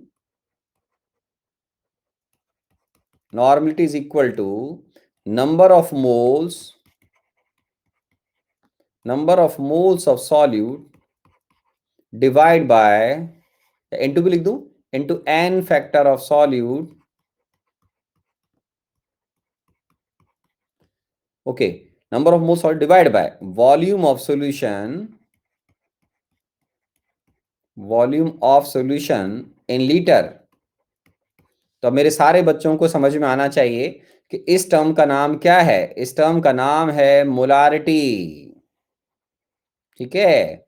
तो नॉर्मलिटी को हम क्या बोलते हैं, normality of solution is equal to molarity of solution, molarity normality of solution. तो इसके लिए आपको सॉल्यूशन की मोलारिटी मालूम होनी चाहिए और आपको आपके सॉल्यूट का एन फैक्टर मालूम होना चाहिए, एन फैक्टर ऑफ सॉल्यूट। तो हमारी सारी प्रॉब्लम, ठीक है, अब एन फैक्टर पर जाकर टिक रही है। फ्यूचर में मैं जब भी आपसे पूछूंगा तो आपको इसको शॉर्टकट में लिखना है। इसको शॉर्टकट में लिखने का मतलब कि आप सीधा लिखोगे normality N, molarity capital M into N factor. वो अंडरस्टूड है कि वो एन फैक्टर सॉल्यूट का होगा। ये सब बच्चों को आता है कि मोलारिटी हम सॉल्यूट टर्म्स में डिफाइन करते हैं, नॉर्मलिटी हम सॉल्यूट टर्म्स में डिफाइन करते हैं। तो आज के बाद सब बच्चों को फॉर्मूला याद होना चाहिए, ठीक है। अगर ये फॉर्मूला याद नहीं होगा तो ऑनलाइन क्लास है, मैं यहाँ से एक छोटा सा नारियल लूंगा और यहाँ से फेंकूंगा, ठीक है, और वो आपको जाकर यहाँ पे हल्का सा लगेगा, फिर आपको एकदम से जाग जाओगे अगर आप सो रहे होंगे, और फिर मैं उसको वापस से कैच कर लूंगा, ठीक है। ये मॉडर्न टेक्नोलॉजी अभी डेवलप होना बाकी है, ठीक है। तो मैं मेरे अनअकैडमी मेरे दोस्तों से बात कर रहा हूँ कि ऐसी टेक्नोलॉजी होनी चाहिए कि कोई बच्चा अगर कंसंट्रेट होकर ना सुन रहा हो तो यहाँ से नारियल फेंकूं और वो यहाँ से जाकर लगे, एकदम से वो जाग जाए और बाउंस बैक होकर मेरे पास आ जाए, ठीक है। तो ये टेक्नोलॉजी अगर डेवलप हो जाए तो मजा आ जाए ऑनलाइन, है ना। तो आज के बाद ये कॉन्सेप्ट याद होना चाहिए। तो अब सब बच्चे ये सोचेंगे कि सर सारी रामायण अब एन फैक्टर पर आकर रुक रही है, ठीक है। तो अभी आपको हाल फिलहाल जो आपका ड्यूटी हुए क्लास खत्म होने के बाद या थोड़ा सा रिवाइज करेंगे तो नॉर्मलिटी को याद रखें, नंबर ऑफ इक्विवेलेंट्स को number of moles into N factor बोलते हैं, वो अभी मैंने लिखा है। तो इस पार्ट को हल्का सा एक बार रिवाइज कर लें। अब मुझे आपको एन फैक्टर डिफाइन कैसे करते हैं वो सिखाना पड़ेगा, क्योंकि अगर एन फैक्टर ही आपने नहीं सीखा तो आप नॉर्मलिटी को मोलारिटी से लिंक नहीं कर सकते। आप लॉ ऑफ इक्विवेलेंस लगाने के लिए आप पीछे देखो आराम से, आपको लॉ ऑफ इक्विवेलेंस लगाने के लिए आपको एन फैक्टर चाहिए, क्योंकि मोल्स भी दे सकता है एग्जामिनर सामने वाला। चलो ये भी छोड़ो, इसके अलावा आप ये देख रहे हो कि मैं जब इक्विवेलेंट मास को डिफाइन करूंगा तो मुझे फिर एन फैक्टर चाहिए। तो आपको नंबर ऑफ इक्विवेलेंट्स निकालने के लिए इक्विवेलेंट मास चाहिए। अब इक्विवेलेंट मास मालूम ही नहीं होगा तो फिर प्रॉब्लम सॉल्व कैसे होगी इक्विवेलेंट कॉन्सेप्ट से। तो इक्विवेलेंट कॉन्सेप्ट से हमें प्रॉब्लम सॉल्व करना आना चाहिए, उसके लिए मुझे अब एन फैक्टर सिखाना पड़ेगा और आपको उसको बहुत प्यार से सीखना पड़ेगा, ठीक है। तो अब हम welcome in an factor world, ठीक है। तो अब हम एन फैक्टर की दुनिया में कदम रख रहे हैं, ओके। तो इससे क्या होगा कि अब आप फ्यूचर में कभी भी किसी भी सब्सटेंस का इक्विवेलेंट मास कैलकुलेट कर पाएंगे। फाइन मेरे बच्चों, तो अब हम एन फैक्टर कैलकुलेट करना सीखेंगे, ओके। तो ये डेफिनेशन में तो कोई दिक्कत नहीं है, डेफिनेशन याद रख लेंगे सारे बच्चे, ओके। तो ये डेफिनेशन याद करना है अपने को, और फिर मैं अब आपको आराम से एन फैक्टर निकालना सिखा दूंगा। तो आप सारे बच्चे आराम से नॉर्मलिटी निकाल लेंगे, वो बोलेंगे सब तो हम कैलकुलेट कर ही लेंगे, ठीक है ना। तो आराम से एन फैक्टर सीखिए और उसके बाद आप नॉर्मलिटी भी निकाल पाएंगे और उसके बाद आप लॉ ऑफ इक्विवेलेंस भी लगा पाएंगे। तो अब इसमें थोड़ा समय लगेगा, पेशेंस रखिएगा, वेट करिएगा, कोई दिक्कत नहीं आएगी, है ना। थोड़ा पेशेंस रखिएगा ना, एन फैक्टर कैलकुलेट में बहुत टाइम लगेगा, काफी तरीके से इसको डिफाइन करते हैं। एक बच्चा बोल रहा लास्ट स्लाइड, तो बाद में देख लेना यार, ये ले लास्ट स्लाइड ले भाई, ठीक है बेटा। चलो, सार नारियल की क्यों जरूरत है, आपकी डांट ही काफी है। थैंक यू सत्यम बेटा, सत्यम बड़ा प्यारा बच्चा है यार, नहीं सत्यम बहुत ही अच्छा बच्चा है भाई। God bless you Satyam, Satyam Bittu God bless you. ये बच्चा बहुत प्यारा है, इसने हल्की सी डांट खाई, उसके बाद उसने मुझे कैप डेडिकेट करी मेरे बच्चों। तो इसने कैप डेडिकेट करके बताया कि मेरा गुरु के प्रति सम्मान बरकरार है। तो जो बच्चे अपने गुरु का सम्मान करते रहते डांट खाने के बाद, ऐसे बच्चों का अच्छा इंजीनियर बनना बहुत जरूरी है। ऐसे बच्चों का अच्छा इंजीनियर बनना जरूरी है। ठीक है, ये ऐसे बच्चों को मेरा आशीर्वाद भी है। ये एनसीईआरटी में है क्या? अब कुछ नहीं मिलेगा। अब जो मैं पढ़ाऊंगा वो एनसीईआरटी में नहीं मिलेगा बेटा, है ना? तो अब आपको केयरफुली पढ़ना जरूरी है। ओके, तो आप आराम से पढ़िए, कोई दिक्कत नहीं है। फाइन। चलो अब चैट बंद करता हूं, ठीक है ना? हाँ, तो अब आप पेशेंस से एन फैक्टर पढ़ेंगे मेरे साथ में। हाँ, एनसीईआरटी का काम तो, हाँ एनसीईआरटी का काम तो लगभग लगभग हो गया खत्म। तो अब आप मेरे नोट्स पढ़ते रहिएगा, कोई दिक्कत नहीं आएगी। टेंशन फ्री रहें, मस्त रहें, प्यार से सुने। अब देखो क्या होगा। मैं, हालांकि हम इक्विवेलेंट कॉन्सेप्ट पढ़ रहे हैं, लेकिन मैं आपको N factor non redox reaction के अंदर भी या रिडॉक्स रिएक्शन के अंदर दोनों तरीके से बता दूंगा मैं आपको। ओके, तो चलो स्टार्ट करते हैं बच्चों, भगवान को आराम से याद कर लें। ठीक है, तो देखिए हम एन फैक्टर किस तरीके से कैलकुलेट करते हैं, बहुत प्यार से सुनिएगा। एन फैक्टर ऑफ सब्सटेंसेस, अब हम किसी को भी जब कैलकुलेट करना सीखेंगे तो बेटा एक तो होती रेडॉक्स रिएक्शन और एक होती नॉन रेडॉक्स रिएक्शन। आप आयनिक पढ़ के आ रहे हो मेरे बच्चों। नॉन रेडॉक्स रिएक्शन का मतलब होता है उसके अंदर किसी का ऑक्सीडेशन नंबर चेंज नहीं होगा। ठीक है, तो मैं पहले ऐसे कुछ केस कंसीडर करता हूं। जैसे देखिए, एन फैक्टर ऑफ एसिड हम किस तरीके से डिफाइन करते हैं sir? N factor of acid, ये रिएक्शन देखकर आराम से आपको समझ में आ जाएगा। बहुत आराम सुनिएगा, कोई दिक्कत नहीं है। नंबर ऑफ मोल्स, हमेशा ध्यान रखना मेरे बच्चों, एन फैक्टर हमेशा पर मोल के बेस पर डिफाइन किया जाता है। मतलब number of moles of H plus ion produced या फर्निश्ड, जो भी वर्ड आपको अच्छा लगता हो, furnished by 1 mole of acid, by 1 mole of acid. 1 mole acid या पर मोल ऑफ एसिड लिख लें, आपकी जैसा अच्छा लगता हो। हमेशा कोई भी 1 मोल एसिड कितने मोल्स H प्लस रिलीज करेगा वो उसका एन फैक्टर होगा उस रिएक्शन के अंदर। जैसे आराम से देखिए, अगर मैं HCl की बात करता हूं, आप समझदार हैं, या आपने कभी HClO4 का नाम सुना हो, ये सब एसिड है। HBr का नाम सुना होगा, HI का नाम सुना होगा। तो इन सब के लिए जो एन फैक्टर 1 ही आएगा। क्या आएगा? एन फैक्टर आएगा इनका 1, क्योंकि ये 1 मोल एसिड आपको 1 मोल H प्लस ही देगा। लेकिन अगर कोई डाइप्रोटिक एसिड लाइक H2SO4, आराम सुनिएगा पेशेंस से, तो H2SO4 के एन फैक्टर दो दो हो सकते हैं। एन फैक्टर इसका 1 भी हो सकता है, 2 भी हो सकता है, लेकिन 2 इसका एन फैक्टर मैक्सिमम होगा। क्या होगा? मैक्सिमम। ये हम कब बात कर रहे हैं? जब ये रिएक्शन के अंदर एज ए एसिड काम करेगा। रेडॉक्स की बात नहीं कर रहा हूं अभी, क्लियर लिखा हुआ एन फैक्टर ऑफ एसिड। अगर वो रेडॉक्स में पार्टिसिपेट करेगा तो फिर या तो ऑक्सीडेंट होगा या वो रिडक्टेंट होगा।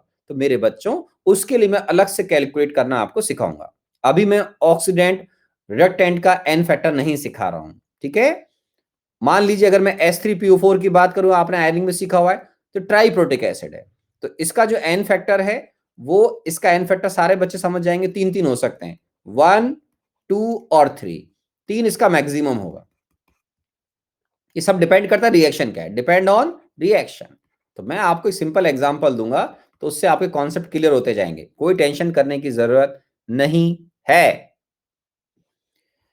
ठीक है, अब S3PO4 के 3 3 एन फैक्टर हो सकते हैं कि हाँ बेटा, आप समझदार हैं, आप तो आयनिक पढ़ के आ रहे हैं, रिएक्शन पर डिपेंड करता है। जैसे एग्जांपल देखिए आराम से, अगर मैं HCl को NaOH से रिएक्ट कर रहा हूं, मैं बेस का भी कैलकुलेट करना सिखाऊंगा अभी, कोई दिक्कत वाली बात नहीं है।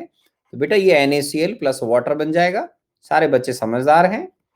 तो 1 मोल एसिड इसमें क्लियर दिखता है, 1 मोल H प्लस देगा, तो इसका एन फैक्टर 1 है। लेकिन अगर मान लीजिए मैं H2SO4 को लेता हूं, तो H2SO4 से प्रोडक्ट क्या बना रहे हो सर, वो बहुत इंपॉर्टेंट है। मान लीजिए आपने इसको NaOH से रिएक्ट कराया, तो ये बनेगा NaHSO4। इसको बोलते हैं टेक्निकल लैंग्वेज में इनकम्प्लीट न्यूट्रलाइजेशन। क्या बोलते हैं बेटा? Incomplete neutralization. तो इस केस में सारे बच्चे आराम से देख रहे हैं कि 1 मोल H2SO4 ने यहां पर रिएक्शन करने के बाद 1 मोल ही H प्लस रिलीज किया है। तो यहां पर इसका एन फैक्टर 1 होगा, किसका? H2SO4 का। हाँ, अगर रिएक्शन में प्रोडक्ट अगर Na2SO4 बना होता मेरे बच्चों, 2NaOH aqueous converting into Na2SO4 plus 2H2L, तो अब आपको दिक्कत नहीं होनी चाहिए कि सर इस केस में इसका जो एन फैक्टर है सर वो अब 2 आएगा। क्या आएगा? 2 आएगा, क्योंकि 1 मोल H2SO4 क्लियर दिख रहा है इस रिएक्शन में 2 मोल्स H प्लस रिलीज करके सोडियम सल्फेट में कन्वर्ट हो गया है। ओके, तो इसको देखकर आपको समझ में आ जाएगा कि हम H3PO4 के एन फैक्टर 3 क्यों हो सकते हैं। तो अब आपको अपने आप समझ में आएगा। तो H3PO4 अब आपके लिए यहीं से हिंट शुरू हो जाता है कि H3PO4 का अगर आप एन फैक्टर 1 लेंगे तो क्या बनेगा, एन फैक्टर 2 लूंगा तो क्या बनेगा, एन फैक्टर 3 लोगे तो क्या बनेगा। आप सोचो, मैं आपसे पूछता हूं, आराम से बताओ। कि इतना सुनने के बाद समझ में आना चाहिए कि H3PO4 के लिए अगर आप एन फैक्टर 1 लोगे तो क्या सब्सटेंस बनना चाहिए, और अगर 2 लोगे तो क्या बनना चाहिए, 3 लोगे तो क्या बनना चाहिए। सोचो, अगर आप एन फैक्टर 1 लेंगे मेरे बच्चों तो ट्यूबलाइट जलनी चाहिए सब बच्चों की। एन फैक्टर 1 का मतलब है NaH2PO4 बनेगा। एन फैक्टर 2 का मतलब सबको समझ में आएगा, Na2HPO4 बनेगा। एन फैक्टर 3 का मतलब जल्दी बताओ क्या बनेगा। सारे बच्चे एक ही बात लिखेंगे, एन फैक्टर 3 का मतलब क्या बनेगा। आप तो आयनिक पढ़ चुके हो चैंपियंस, बोलो Na3PO4। वेरी गुड, ठीक है। तो किसी को इसमें कोई तकलीफ नहीं होनी चाहिए। रिएक्शन लिखूं क्या? अरे रिएक्शन लिखूं क्या मेरे बच्चों? समझ में आता है? Very good. फिर भी कोई छोटा मोटा बेचारा बच्चा आ गया हो तो उसके लिए अपन लिखते हैं। आप लिख के बताओ H3PO4। मैं चाहता हूं कि इसका एन फैक्टर 2 का रिएक्शन लिखें। आप लिखो फटाफट कि एन फैक्टर 2 अगर होगा तो इसका रिएक्शन क्या लिखोगे। जल्दी बताओ क्या बनाओगे मेरे बच्चों। सबको समझ में अपने आप आएगा। सर 2 मोल H प्लस देगा तो Na2HPO4 बनाएगा सर, और प्लस प्लस क्या बनाएगा ये, वाटर। तो यहां एन फैक्टर इसका 2 आएगा। कोई दिक्कत? कोई दिक्कत? तो ऐसे ही जैसे एसिड का डिफाइन किया है मेरे बच्चों, ऐसे ही हम एन फैक्टर ऑफ बेस भी डिफाइन कर सकते हैं। कि सर बेस का एन फैक्टर हम कैसे डिसाइड करते हैं। सोचो, नंबर ऑफ सोचो, number, very good very good very good, number of moles of OH minus, very good, furnished by 1 mole of base. उसके अलावा आप ब्रॉन्स्टन लोरी भी पढ़ते हैं, तो उसके हिसाब से भी याद करो, कुछ कॉमन सेंस लगाओ। और number of moles of H plus याद आ जाएगा, Bronsted Lowry concept accepted by 1 mole of base, 1 mole of base, ठीक है ना। तो ये भी ठीक है। तो इसके लिए अब आप आराम से बताएं NaOH का एन फैक्टर क्या होगा, KOH का एन फैक्टर क्या होगा, जल्दी बताओ मेरे बिट्टू। इन सब के एन फैक्टर आएंगे 1। ओके, मान लीजिए मैग्नीशियम हाइड्रोक्साइड को आपने पानी में डिसॉल्व किया तो इसके एन फैक्टर एसिड बेस के अकॉर्डिंग 2 हो सकते हैं, या तो 1 या 2। 2 मैक्सिमम होगा, ठीक बात है। एल्यूमिनियम क्लोराइड के लिए बताएं AlOH3, इसका एन फैक्टर 1 2 3 हो सकता है, 3 तो मैक्सिमम है। ओके, ठीक है। और देखो NH3 एक्वस का बताओ, आयनिक पढ़ा हुआ है तो याद दिलाओ। आयनिक पढ़ा हुआ है NH3 एक्वस का बताओ सोच समझ करके। आयनिक पढ़ा हुआ है NH3 एक्वस, बाप रे बाप, 1 2 3 NH3 एक्वस का एक ही एन फैक्टर आएगा 1। सिंपल सिंपल, ठीक है ना। तो यहां पर हम जो बात करें, रिएक्शन बताता हूं मैं आपको, आराम से देखिए। अगर हमने मान लीजिए NH3 एक्वस लिया मेरे बच्चों, और इसको आपने सपोज HCl से रिएक्ट कराया, आराम से देखिएगा। तो सारे बच्चे समझदार हैं, NH4Cl बनेगा। वो एक्चुअल में NH4Cl बोलते हैं, पानी में एक्चुअल में NH4 और Cl माइनस की फॉर्म में होता है, ठीक है ना। तो आप चाहें तो ऐसे लिख लें, वो आपकी मर्जी है, ठीक है ना। तो या फिर ठीक है, तो इसको आप चाहें तो इस तरीके से भी लिख सकते हैं, उसमें कहीं कोई तकलीफ वाली बात नहीं है। तो इसका एन फैक्टर 1 माना जाएगा। इसका एन फैक्टर तो एसिड है, इसमें तो कोई दिक्कत ही नहीं किसी को, ठीक है ना। और अब ये सोचो कि अगर मैग्नीशियम हाइड्रोक्साइड है और आप इसका मैक्सिमम एन फैक्टर देखना चाहते हो, और तो मैं इसको HCl के कितने मोल से रिएक्ट कराऊंगा, सारे बच्चे समझदार हैं, बोलो बोलो। ओके ओके, ठीक है बेटा, ठीक है। क्या बनाऊं? Magnesium chloride plus 2 moles of water. फिर तो आपको ये भी समझ में आएगा एल्यूमिनियम हाइड्रोक्साइड का मैक्सिमम एन फैक्टर कैसे डिफाइन कर सकते हैं अपन। सोचो, aluminium hydroxide plus 3 moles of HCl, क्या बना देंगे अपन? AlCl3 aqueous plus 3H2OL। ठीक है, तो इसमें कहीं कोई तकलीफ नहीं आनी चाहिए। हाँ, इनकम्प्लीट न्यूट्रिलाइजेशन भी हो सकता है बेटा, दिखा देता हूं मैं। चलो, जैसे मान लो मेरे बच्चों, यार ये तो अंडरस्टूड है ना। मैग्नीशियम हाइड्रोक्साइड, आराम से देखना बेटा, है ना, प्लस 1 मोल HCl। आराम से देखो सारे बच्चे, खुद ही बता दो एन फैक्टर क्या आएगा। MgOHCl बन गया। अपने आप बता दो इसका एन फैक्टर क्या है, मैं क्यों बताऊं यार। अब बताओ फटाफट इसका एन फैक्टर। 1 आएगा। वेरी गुड, इसका एन फैक्टर 1। ओके। हाँ, सबका मालिक एक है यहाँ, दोनों के एन फैक्टर 1 है। अब इधर बताना, सामने देखो, सामने देखो, सामने देखो।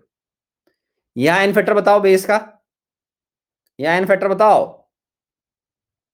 अरे NaOH का एन फैक्टर 1, ठीक है। यहाँ पर 1।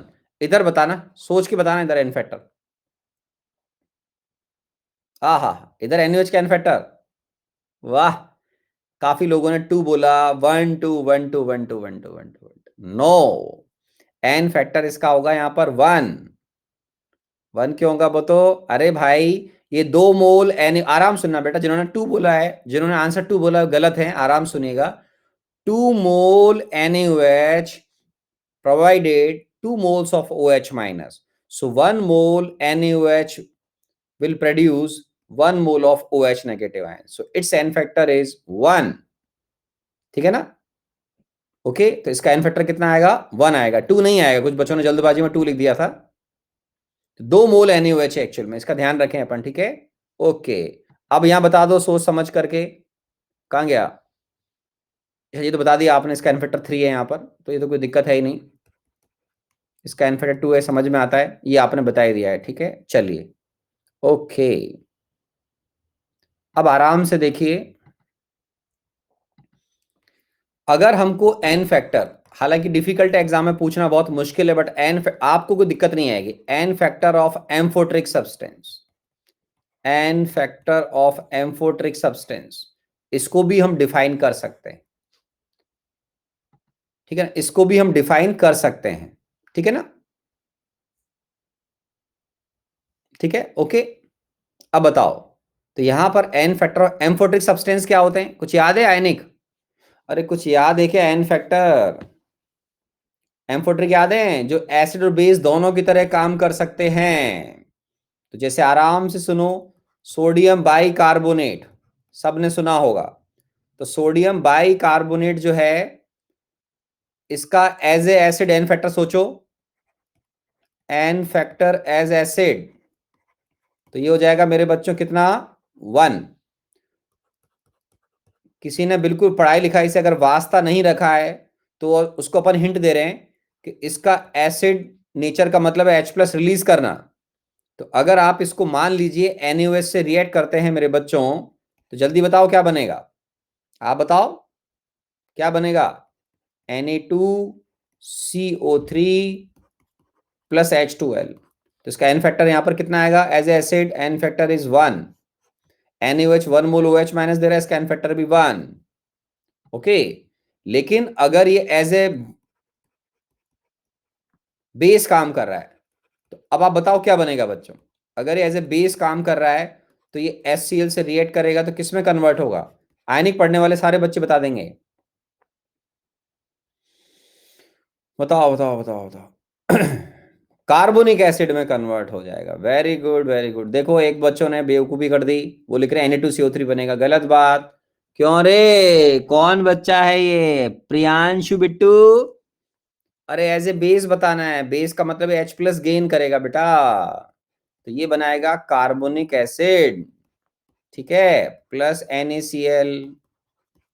तो ये सोडियम बाइकार्बोनेट को बोलते हैं एम्फोट्रिक सब्सटेंस। क्या बोलते हैं? Amphoteric substance. तो ये एसिड और बेस की तरह काम कर सकता है। तो आपको बताना पड़ेगा कि आप उससे क्या चाहते हो। एज ए एसिड या एज ए बेस उसके एन फैक्टर क्या क्या हो सकते हैं। अब जो मैं बोलूं सोच करके बताना, आप गलती मत करना। अब मैं जो पूछूंगा उसका आंसर देना और सोच समझ करके देना, नहीं तो पिटाई करूंगा। अब पिटाई भी कैसे करूं ऑनलाइन, ये भी तो समस्या है ना। तो आराम से देखो, NaH2PO4 आयनिक पड़ा हुआ है, सोचो। NaH2PO4। अब मैं क्या पूछ रहा हूं, मुझे इसका एन फैक्टर चाहिए एज ए एसिड, कि एज ए एसिड इसका एन फैक्टर क्या हो सकता है, और मुझे एज ए बेस भी चाहिए इसका एन फैक्टर क्या हो सकता है। देखते हैं क्या आंसर दिया है। एक बच्चे ने एक दिया, कई बच्चों ने आंसर 1 और 2 दिया है। ठीक है, तो एक ने मेरा आंसर दिया 1 और 2, और एज ए बेस इसका आंसर दिया है ओनली 1। ठीक बात है, चलो बहुत बढ़िया। ये कौन बच्चा जो पोल पोल चिल्ला रहा है, इसमें पोल की जरूरत है क्या? क्यों मिस्टर अनमोल, क्यों मिस्टर अनमोल, इसमें पोल की कहाँ जरूरत आ गई इसमें? खेलने का शौक लग रहा है क्या बेटा ज्यादा? है तो एसिड, आराम से बताओ।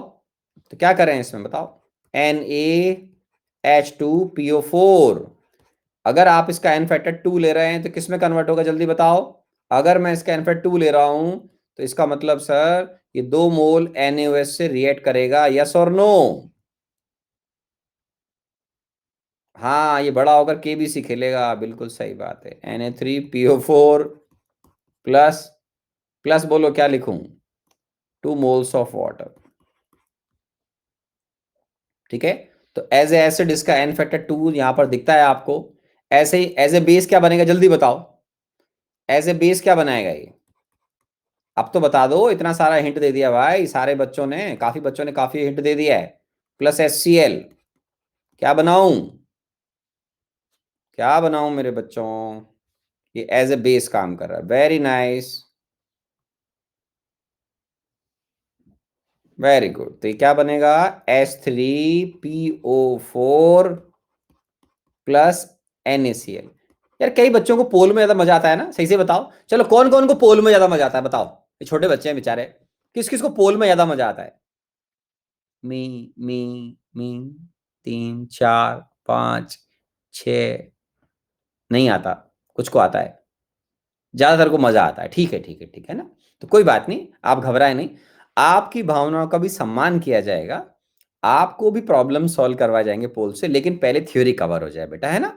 अननेसेसरी पोल खेलने वाले फिर आगे जाके, आप समझते हो ना, स्टॉक स्टॉक एक्सचेंज मार्केट में वो शेयर बाजार के अंदर खेलते हुए पाए जाते हैं। ठीक है, तो अपने को ज्यादा नहीं खेलना है। ठीक है, तो अपने को सॉल्व करने के हिसाब से जब रिक्वायरमेंट होगी तो मैं आपको प्रैक्टिस करा दूंगा, चिंता मत करो, है ना, करवा देंगे, चिंता मत करो, है ना। ठीक है, तो जब समय आएगा तो आपको प्रॉब्लम सॉल्व करवा देंगे। और एक दिन ऐसा करेंगे बच्चों, एक दिन ऐसा करेंगे, 1 1.5 घंटे क्लास लूंगा, सुनिएगा सारे बच्चे, और वो 1 1.5 घंटे क्लास अपन सारे रेडॉक्स के प्रॉब्लम सॉल्व करेंगे। मैं आपको बोल दूंगा पढ़ के आना, और फिर आप प्रॉब्लम सॉल्व करोगे, ठीक है ना।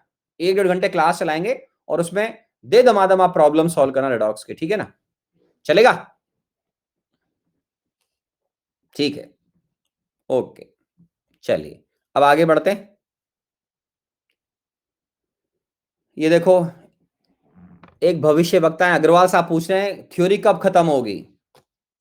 तू बता कब खत्म करूं, आज खत्म कर दूं कि कल खत्म करूं? मैं तो थ्योरी कभी भी खत्म करता हूं, आप क्रश हो जाओगे, मैं अपने हिसाब से चलूंगा तो, है ना। तो समय लेंगे आपके सीखने के हिसाब से, है ना, आराम से सीखिए, जल्दी काहे की लग रही है? जल्दी हो तो बताओ, अरे जल्दी खत्म करना हो तो बताओ, फिर बाद में मत बोलना समझ में नहीं आया, है ना। तो ऐसे क्वेश्चन क्यों करते हो यार, आराम से हो जाएगी, चिंता क्यों करो। फरवरी में खत्म कर देंगे, चलो ठीक है, फरवरी में खत्म कर दें, खत्म कर देंगे, ठीक है। चलो ठीक है, अब सुने आराम से, चलो थोड़ी देर के लिए बंद करते हैं। हाँ, आज फरवरी में खत्म कर देंगे, चलो अब आराम से सुने दोबारा से। तो एम्फोट्रिक सब्सटेंस के लिए हम इस तरीके से एन फैक्टर डिफाइन कर सकते हैं मेरे बच्चों। Apart from that, how we can define N factor of compound, कि हम सर किसी भी सब्सटेंस का एन फैक्टर कैसे देखते हैं, तो एन फैक्टर ऑफ कंपाउंड। ठीक है, तो हम यहां पर किसी भी सब्सटेंस का जब एन फैक्टर देखते हैं, तो जैसे कोई भी आपके पास सब्सटेंस होता है, तो जो भी आयनिक कंपाउंड सब समझते हैं, इनके लिए हम सिंपल देखते हैं टोटल कैटायनिक चार्ज, ध्यान रखें और लिख रहा हूं मैं, एंड नहीं लिख रहा हूं, और anionic charge, anionic charge present on 1 mole of compound, 1 mole of compound, बस वो ही उसका एन फैक्टर माना जाएगा। जैसे आराम से देखना मेरे बच्चों, अगर आपने कंपाउंड आराम से देखो और ये उसका एन फैक्टर, तो कंपाउंड मान लीजिए अगर आप KCl ले रहे हैं, NaNO3 ले रहे हैं, ठीक है, अमोनियम क्लोराइड ले रहे हैं, तो इन सब में आपको एन फैक्टर 1 नजर आएगा। ओके, लेकिन अगर आपने कंपाउंड K2SO4 ले रखा है, ठीक है ना, या आपने मान लीजिए FeCl2 ले रखा है, तो यहाँ एन फैक्टर 2 नजर आएगा। आपने कंपाउंड अगर AlCl3 ले रखा है, FeCl3 ले रखा है, Na3PO4 ले रखा है, तो यहां पर आपको एन फैक्टर 3 नजर आएगा, इस तरीके से, ठीक है ना।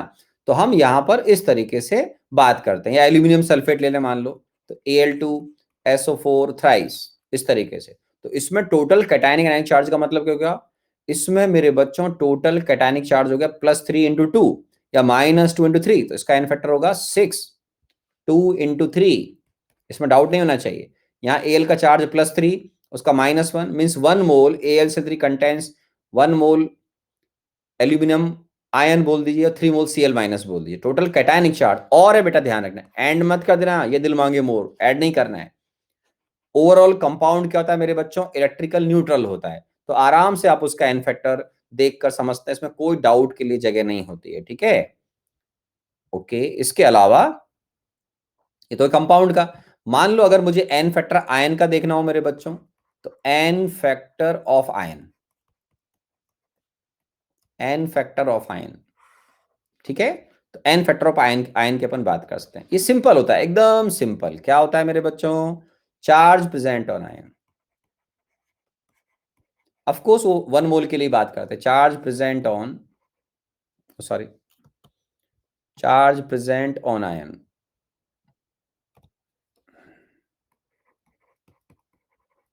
ठीक है। तो जैसे आराम से देखिए आयन लिखता हूं, तो आप खुद ही देखकर बता देंगे उसका एन फैक्टर क्या हो जाएगा। तो एन फैक्टर, जैसे आपने लिखा Cl minus I- OH- ion, H+ ion, तो इन सब का एन फैक्टर 1 हो जाएगा।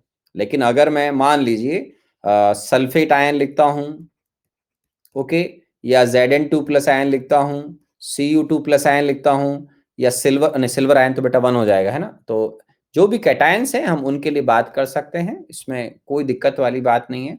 तो आप जो भी मुझे आयन प्रोवाइड करेंगे, मैं उसके अकॉर्डिंग उसका एन फैक्टर बताऊंगा, ठीक है। देखिए रिएक्शन दे देंगे तो बात ही अलग है, वो तो आप धीरे धीरे सब सीख जाओगे। लेकिन अगर रिएक्शन नहीं दे रखा है, तो उस सिचुएशन में मैं आपको बता रहा हूं कि चार्ज प्रेजेंट ऑन आयन से देखा जाता है। ओके, या तो रिएक्शन दो, रिएक्शन दोगे तो वो तो डिटेल में आपको भी सिखा दूंगा। तो जो भी डाइवेलेंट आयन है, जैसे आपने मान लो मैग्नीशियम आयन बोल दिया, Zn2+ बोल दिया, Cu2+ बोल दिया, ये इस कैटेगरी में आ जाएंगे।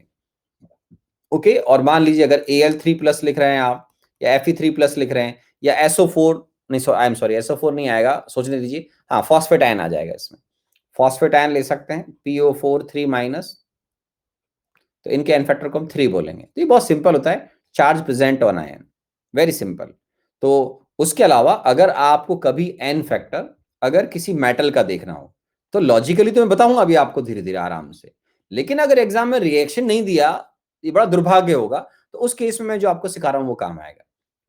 वैसे तो मैं अब आपको logically as a oxidant, as a reductant में सिखाऊंगा अभी आपको, डोंट वरी, है ना। तो अभी केवल जैसे बिना कोई रिएक्शन के अपने को एन फैक्टर डिफाइन करना है तो कैसे करेंगे, तो ऐसे एन फैक्टर ऑफ मेटल, कि एन फैक्टर मेटल्स का कैसे डिफाइन करते हैं, तो ये सिंपल होता है एकदम, valency of ion, valency of metal, बस खत्म। जैसे मान लीजिए आपने किसी मेटल की बात करी और एन फैक्टर की बात करी, तो जैसे मान लीजिए मेटल आप कुछ भी ले रहे हैं, मान लो अपने सोडियम पोटेशियम वगैरह ले लिए, कुछ भी ले लिए, तो हम उनके लिए एन फैक्टर यहाँ पर सिंपल 1 बोल देते हैं। क्या बोलते हैं, 1 बोल देते हैं। जैसे मान लिया आपने सिल्वर लिखा, ठीक है भाई, मर्जी है आपकी, एन फैक्टर 1। मान लीजिए आपने जिंक लिया, ठीक है, कॉपर लिया आपने, तो उसका एन फैक्टर 2। ठीक है, तो आप जो सब्सटेंस बताएंगे हम उसके अकॉर्डिंग बात कर सकते हैं। आयरन है, एन फैक्टर 3। लेकिन अब आयरन में क्या होता है, एक्चुअल में इसकी दो वैलेंसी हो जाती है, वो आपने थोड़ा इनऑर्गेनिक में पढ़ोगे आगे जाकर, Fe2+ और Fe3+। तो रिएक्शन देनी पड़ेगी आप, तो आपको उस सिचुएशन में मुझे रिएक्शन देनी पड़ेगी। तो एन फैक्टर 2 या 3 में से कुछ हो सकता है। तो जो आप रिएक्शन दोगे लॉजिकली, तो लॉजिकली डिसाइड करना मैं सिखाऊंगा ना अभी आपको, तो उसका एन फैक्टर 2 भी होता है, 3 भी होता है। वो आपको बताना पड़ेगा बेसिकली किस तरह का रिएक्शन है, उसको देखकर हम बता पाएंगे इसके अंदर। ठीक है, तो ये जो बात कर रहे हैं हम इसके अंदर मेरे बच्चों, वो है एन फैक्टर ऑफ मेटल्स।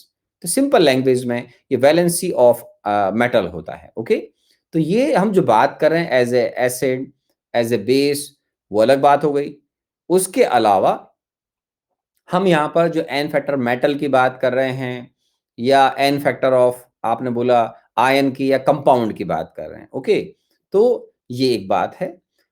अब रिएक्शंस के अंदर भी एन फैक्टर डिफाइन करते हैं, वो भी मैं आपको आगे सिखाऊंगा।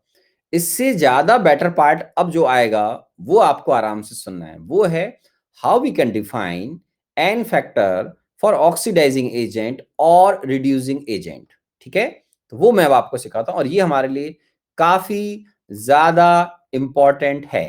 कुछ देर बाद पढ़ते पढ़ते आपको अपने आप समझ में आएगा कि इनके एन फैक्टर 2 और 3 क्यों हो सकते हैं। मेरे से डाउट पूछने की जरूरत ही नहीं पड़ेगी, पेशेंस रखिएगा, सीखते जाएंगे, मजा आ जाएगा। तो देखिए, N factor, N factor of oxidizing agent बोल दें या ऑक्सीडेंट बोल दें, शॉर्टकट में मेरे बच्चों मैं इसको ऑक्सीडाइजिंग एजेंट को ऑक्सीडेंट भी बोलता हूं, आप जानते हैं, कोई दिक्कत नहीं है। या फिर N factor of oxidant define करें, या रिडक्टेंट हो, कोई प्रॉब्लम नहीं है। आप किसी रिडक्टेंट के लिए भी एन फैक्टर ऐसे डिफाइन कर सकते हैं, बताता हूं मैं आपको, कोई दिक्कत नहीं है। तो एन फैक्टर ऑफ ऑक्सीडेंट या रिडक्टेंट, रिडक्टेंट को अपन क्या बोलते हैं मेरे बच्चों, रिड्यूसिंग एजेंट, रिड्यूसिंग एजेंट। ठीक है, तो एन फैक्टर हम इनको डिफाइन कैसे करते हैं। अब देखिए, ऑक्सीडाइजिंग जो एजेंट होता है वो दूसरों को ऑक्सीडाइज करता है, सारे बच्चों को याद होगा मेरे बच्चों। तो वो दूसरों को ऑक्सीडाइज करेगा तो खुद रिड्यूस होगा, खुद क्या होगा बेटा, रिड्यूस होगा। तो ये अगर रिड्यूस होगा तो आप इसको आराम से लिखिए, number of moles, number of moles of electrons, number of moles of electrons accepted by oxidizing agent, दूसरों को ऑक्सीडाइज कर रहा है, खुद रिलीज कर रहा है, तो number of moles of electron accepted या गेन्ड बाय। ठीक है, तो number of moles of electrons accepted बोल दें, कोई दिक्कत नहीं है। ओके, ऑक्सीडाइजिंग एजेंट दूसरों को ऑक्सीडाइज करेगा, खुद रिड्यूस हो जाएगा, तो गेन कर रहा होगा, गेन भी बोल सकते हैं। और रिड्यूसिंग जो एजेंट है वो दूसरों को रिड्यूस करेगा, खुद ऑक्सीडाइज होगा, तो इलेक्ट्रॉन रिलीज करेगा। तो number of moles of electron accepted या release by 1 mole, 1 mole of oxidant या रिडक्टेंट, जैसा एग्जामिनर देगा वैसा अपन डिफाइन कर देंगे, कोई दिक्कत नहीं है। तो हमेशा ध्यान रखें, या इसको मैं ऐसे बोलते हैं, और number of moles electron release या गेन, इसको ऐसे शॉर्टकट में ऐसे लिखता हूं आपको ताकि दिमाग पे जोर नहीं पड़ेगा। Number of moles, number of moles of electrons, ठीक है ना, गेन बोल दें या रिलीज बोल दें, फर्निश बोल दें, प्रोवाइडेड बोल दें, पर मोल ऑफ, पर मोल ऑफ ऐसे भी बोल सकते हैं, पर मोल ऑफ ऑक्सीडाइजिंग एजेंट या रिड्यूसिंग एजेंट। इस तरीके से भी आप एन फैक्टर को पर मोल से बोल दो, आपको लग रहा है कि रिएक्शन में सब्सटेंस के मोल्स ज्यादा पिक्चर में आ रहे हैं तो अपन पर मोल पर कैलकुलेशन करेंगे। तो इसीलिए मैंने बोला कि एन फैक्टर हमेशा हम 1 मोल या पर मोल के बेस पर डिफाइन करते हैं। आप धीरे धीरे सीख जाएंगे मेरे साथ कि ये number of moles of electron release और गेन है। तो आने वाले टाइम में देखोगे कि एन फैक्टर किसी रिएक्शन 1 भी हो सकता है, 2, 3, 4 ज्यादा भी हो सकते हैं, कम भी हो सकता है, नेगेटिव नहीं हो सकता है, क्योंकि मास को मास से लिंक करता है, मोलर मास को इक्विवेलेंट मास से डिफाइन कर लिंक करेगा। तो N factor never be zero, never be negative, yes that may be fractional, rational, 1, 2, 3, 4 और भी ज्यादा हाई वैल्यूज हो सकते हैं, वो तो अभी आपको मेरे साथ सीखना स्टार्ट करना है। ठीक है, तो इसमें हम एन फैक्टर को अब देखना सीखेंगे ऑक्सीडाइजिंग एजेंट और रिड्यूसिंग एजेंट के लिए। इसमें आपको कुछ सिंपल एन फैक्टर अगर समझने हैं तो बड़े आराम से देखिए। मान लीजिए कोई मेटल है, सपोज मैं ही हूं, Na converting into Na++ electron. तो यहां आपको समझ में आएगा कि 1 मोल sodium 1 mole of electron release कर रहे हैं तो इनका n फैक्टर 1 होगा। ठीक है, मान लीजिए अगर किसी रिएक्शन में मैग्नीशियम है, ठीक है, वो 2 मोल इलेक्ट्रॉन रिलीज कर रहे हैं तो इसका n फैक्टर यहां पर 2 हो जाएगा। ओके, Al है 3 मोल्स इलेक्ट्रॉन रिलीज कर रहे हैं तो इसका n फैक्टर 3 हो जाएगा। एकदम सिंपल सिंपल बता रहा हूं। ओके, इसके अलावा कोई आयन भी तो इलेक्ट्रॉन गेन कर सकता है, वाई नॉट? जैसे अभी आप सामने देख रहे हैं तो उसी के अकॉर्डिंग मान लीजिए अगर किसी रिएक्शन में कोई आयन इलेक्ट्रॉन गेन कर रहा है तो अगर वो इलेक्ट्रॉन गेन करता है तो उसका n फैक्टर रिलीज और गेन ही तो है बस यार बेटा। जैसे Ag+ आयन मान लो plus electron converting into Ag, ठीक है, तो इसका n फैक्टर 1 होना चाहिए। Very simple. मान लीजिए किसी रिएक्शन में Cu2+ आयन 2 इलेक्ट्रॉन गेन करके कॉपर में कन्वर्ट हो रहे हैं तो इसका n फैक्टर कितना हो जाएगा? 2 हो जाएगा। ये लीजिए सिंपल। तो आपको अगर n फैक्टर देखना आ गया तो इक्विवेलेंट मास तो आप वैसे निकाल दोगे, molar mass divide bye n factor, तो ये काम आएगा ना। तो हमें n फैक्टर अगर देखना आता होगा तो हम फटाफट उस रिएक्शन के अकॉर्डिंग उसका इक्विवेलेंट मास निकाल सकते हैं। जैसे यहाँ 2 है, और अगर आप रिएक्शन को रिवर्स करके अगर वो होती है रिएक्शन किसी केस में, जैसे मान लो कॉपर सॉलिड Cu2+ में कन्वर्ट हो रहा है, ठीक है मेरे बच्चों, और +2 इलेक्ट्रॉन, तो अब किसी को डाउट नहीं होना चाहिए यहां Cu2+ आयन रिड्यूस हो रहा था, कोई रिएक्शन हो रही है सामने कौन है पता नहीं है, ये तो रिड्यूस हो रहा है, सामने को ऑक्सीडाइज हो रहा होगा। लेकिन मान लीजिए किसी रिएक्शन में अगर कॉपर ऑक्सीडाइज हो रहा है तो ऑब्वियसली यहां पर आप इसका n फैक्टर 2 डिसाइड करेंगे। क्या डिसाइड करेंगे? 2, because 1 mole copper release 2 moles of electron. क्या कर रहे हैं? 2 मोल्स ऑफ इलेक्ट्रॉन रिलीज कर रहे हैं। तो जहां पर n फैक्टर देखना था वहां पर आप आराम से उस सब्सटेंस का इक्विवेलेंट मास भी निकालते हैं। For example equivalent mass of Cu, तो ये हो जाएगा molar mass of Cu divide by 2। Very simple. तो n फैक्टर सीखने के फायदे हैं। अब मैं आपको थोड़ा सा और बेटर n फैक्टर दिखाता हूं। ये तो बहुत इजी हो गया, वेरी, इसको बोलते हैं Britannia easy, super easy, super easy हो गया। चलिए आप देखिए आराम से, मान लीजिए कोई रिएक्शन है जिसके अंदर, बहुत आराम से देखना, 2Cl- aqueous converting into Cl2 gas +2 electron. ठीक है, अब आराम से देखना, कोई जल्दबाजी करने की जरूरत नहीं है। यहां पर 2 मोल Cl- 2 मोल्स इलेक्ट्रॉन रिलीज कर रहा है। 1 mole Cl- will release 1 mole of electron. So n factor of Cl- is 2 divided by 2, 1. ठीक है, क्या है? 1। तो अगर मैं आपसे पूछूंगा what is the equivalent weight of Cl-, तो आप बोलेंगे molar mass of Cl- divide by 1 means 35.5 ग्राम। सीखा हुआ है आपने इक्विवेलेंट मास, मोलर मास तो समझते ही सारे बच्चे।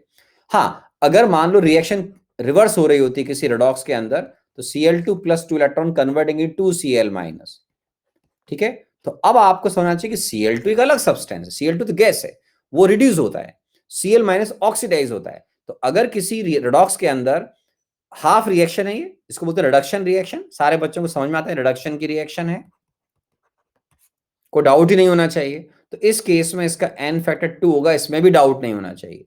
तो अगर एग्जाम में बोलेगा what is the equivalent weight of chlorine here, तो आप बोलेंगे molar mass of chlorine divide by 2, 71 divide by 2, ये भी 35.5 ग्राम आएगा।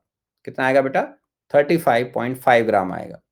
ठीक है, तो ये क्लोरीन गैस के लिए हम बात कर रहे हैं। तो मैं जिनको अब जो एग्जांपल दे रहा हूं वो सब बहुत इंपॉर्टेंट है। इनफैक्ट आगे आपको इलेक्ट्रोकेमिस्ट्री में भी काम आएंगे। किसमें काम आएंगे? इलेक्ट्रोकेमिस्ट्री में भी काम आएंगे। आराम से देखिए, H+ आयन इलेक्ट्रॉन गेन करके हाइड्रोजन गैस में कन्वर्ट हो रहे हैं। ठीक है, तो अब सारे बच्चों को समझ आना चाहिए कि यहां पर n फैक्टर H+ आयन का 2 डिवाइड बाय 2, 1 बोला जाएगा। क्यों? बिकॉज 1 मोल 2H+ रिसीव्ड और गेन 2 मोल ऑफ इलेक्ट्रॉन। क्या बोलते हैं? 2 मोल ऑफ इलेक्ट्रॉन। तो 1 मोल H+ आयन विल गेन और एब्जॉर्ब, ठीक है ना, 1 मोल ऑफ इलेक्ट्रॉन। तो इसका n फैक्टर 1 होगा, means equivalent mass of H+ अगर आप मुझसे पूछेंगे तो मैं molar mass of H+ divide by क्या करूंगा? 1, तो ये 1 ग्राम आएगा। क्या आएगा? 1 ग्राम। हाँ, H+ आयन ध्यान रखें ऑक्सीडाइज होता है, सॉरी रिड्यूस होता है, हाइड्रोजन गैस ऑक्सीडाइज होती है। तो अगर आप किसी रिएक्शन के अंदर अगर मान लीजिए हाइड्रोजन गैस ऑक्सीडाइज हो रही है, तो आप बताओ उसका बेनिफैक्टर इक्विवेलेंट मास क्या आ जाएगा, सोचिए अपने आप। तो आप लिखेंगे hydrogen gas converting into 2H plus ion plus 2 electron, ये लिख लीजिए। तो आप बोलोगे यस सर, इसका एन फैक्टर क्या है, 2 है। अब इसका एन फैक्टर अगर 2 होगा तो आपको अगर आईआईटी में पूछ लिया what is the equivalent weight of hydrogen, तो आप बोलेंगे sir molar mass of sorry hydrogen divide by N factor 2। IIT वाले एन फैक्टर नहीं बोलते हैं बेटा, है ना। ये तो हम लोगों ने इन टर्म्स को डिफाइन किया है, अदरवाइज क्या होता है, ये कोई वर्ड लेवल पर कोई एन फैक्टर बोल दे, कोई वैलेंसी फैक्टर बोल दे, कोई इक्वल को कुछ और बोल देगा। तो आपको एग्जाम में इक्विवेलेंट मास पूछा जाता है। तो ये जाएगा 71 डिवाइड बाय, अरे यार फिर क्लोरीन लिख दिया, सॉरी बेटा। तो यहां पर ये हाइड्रोजन का मोलर मास सारे बच्चों को मालूम है 2 डिवाइड बाय 2, तो ये आ जाएगा 1 ग्राम। तो 1 ग्राम आ जाएगा, ठीक है। तो हाइड्रोजन गैस ऑक्सीडाइज होती है, क्लोरीन गैस रिड्यूस होती है। ऐसी एक बड़ा अच्छा रिएक्शन बता रहा हूं जो आपको फ्यूचर में इलेक्ट्रोकेमिस्ट्री में आप देखोगे मेरे साथ में। OH माइनस से ऑक्सीजन गैस बनती है, इसको आराम से देखिए।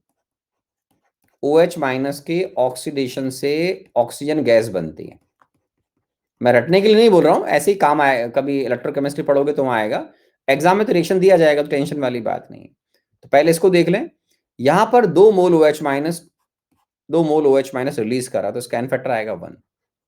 तो equivalent mass of OH minus is molar mass of OH minus ही आएगा, बिकॉज एन फैक्टर 1 है। तो ये आ जाएगा 17 ग्राम। कितना आ जाएगा, 17 ग्राम आ जाएगा। ठीक बात है। मान लो रिएक्शन रिवर्स लिखा होता, तो अब सोच समझ करके आंसर देना। मान लो कोई ऐसा रिएक्शन हो रहा है मेरे प्यारे बच्चों जिसमें ऑक्सीजन गैस रिड्यूस हो रहा है, ठीक है, और क्या बना रहा है वो, OH माइनस बना रहा है। इलेक्ट्रोकेमिस्ट्री में आप इनको देख पाएंगे, इलेक्ट्रोकेमिस्ट्री में आप इनको इस तरह की रिएक्शन को देखेंगे। तो सोच समझ करके बताना, आराम से, टाइम दे रहा हूं पहले ओपन करने से पहले चैट बॉक्स को, मुझे सोच करके बताना कि इक्विवेलेंट मास ऑक्सीजन का क्या आएगा। जैसे हाइड्रोजन का 1 ग्राम आया, क्लोरीन का 35.5 ग्राम आया, तो वो अब सारे बच्चों का सही होना चाहिए। नहीं तो यहीं से नारियल फेंक के मारूंगा, प्यार से, प्यार से, है ना, लगेगी नहीं, घबराए नहीं, पूछ रहा हूं मैं।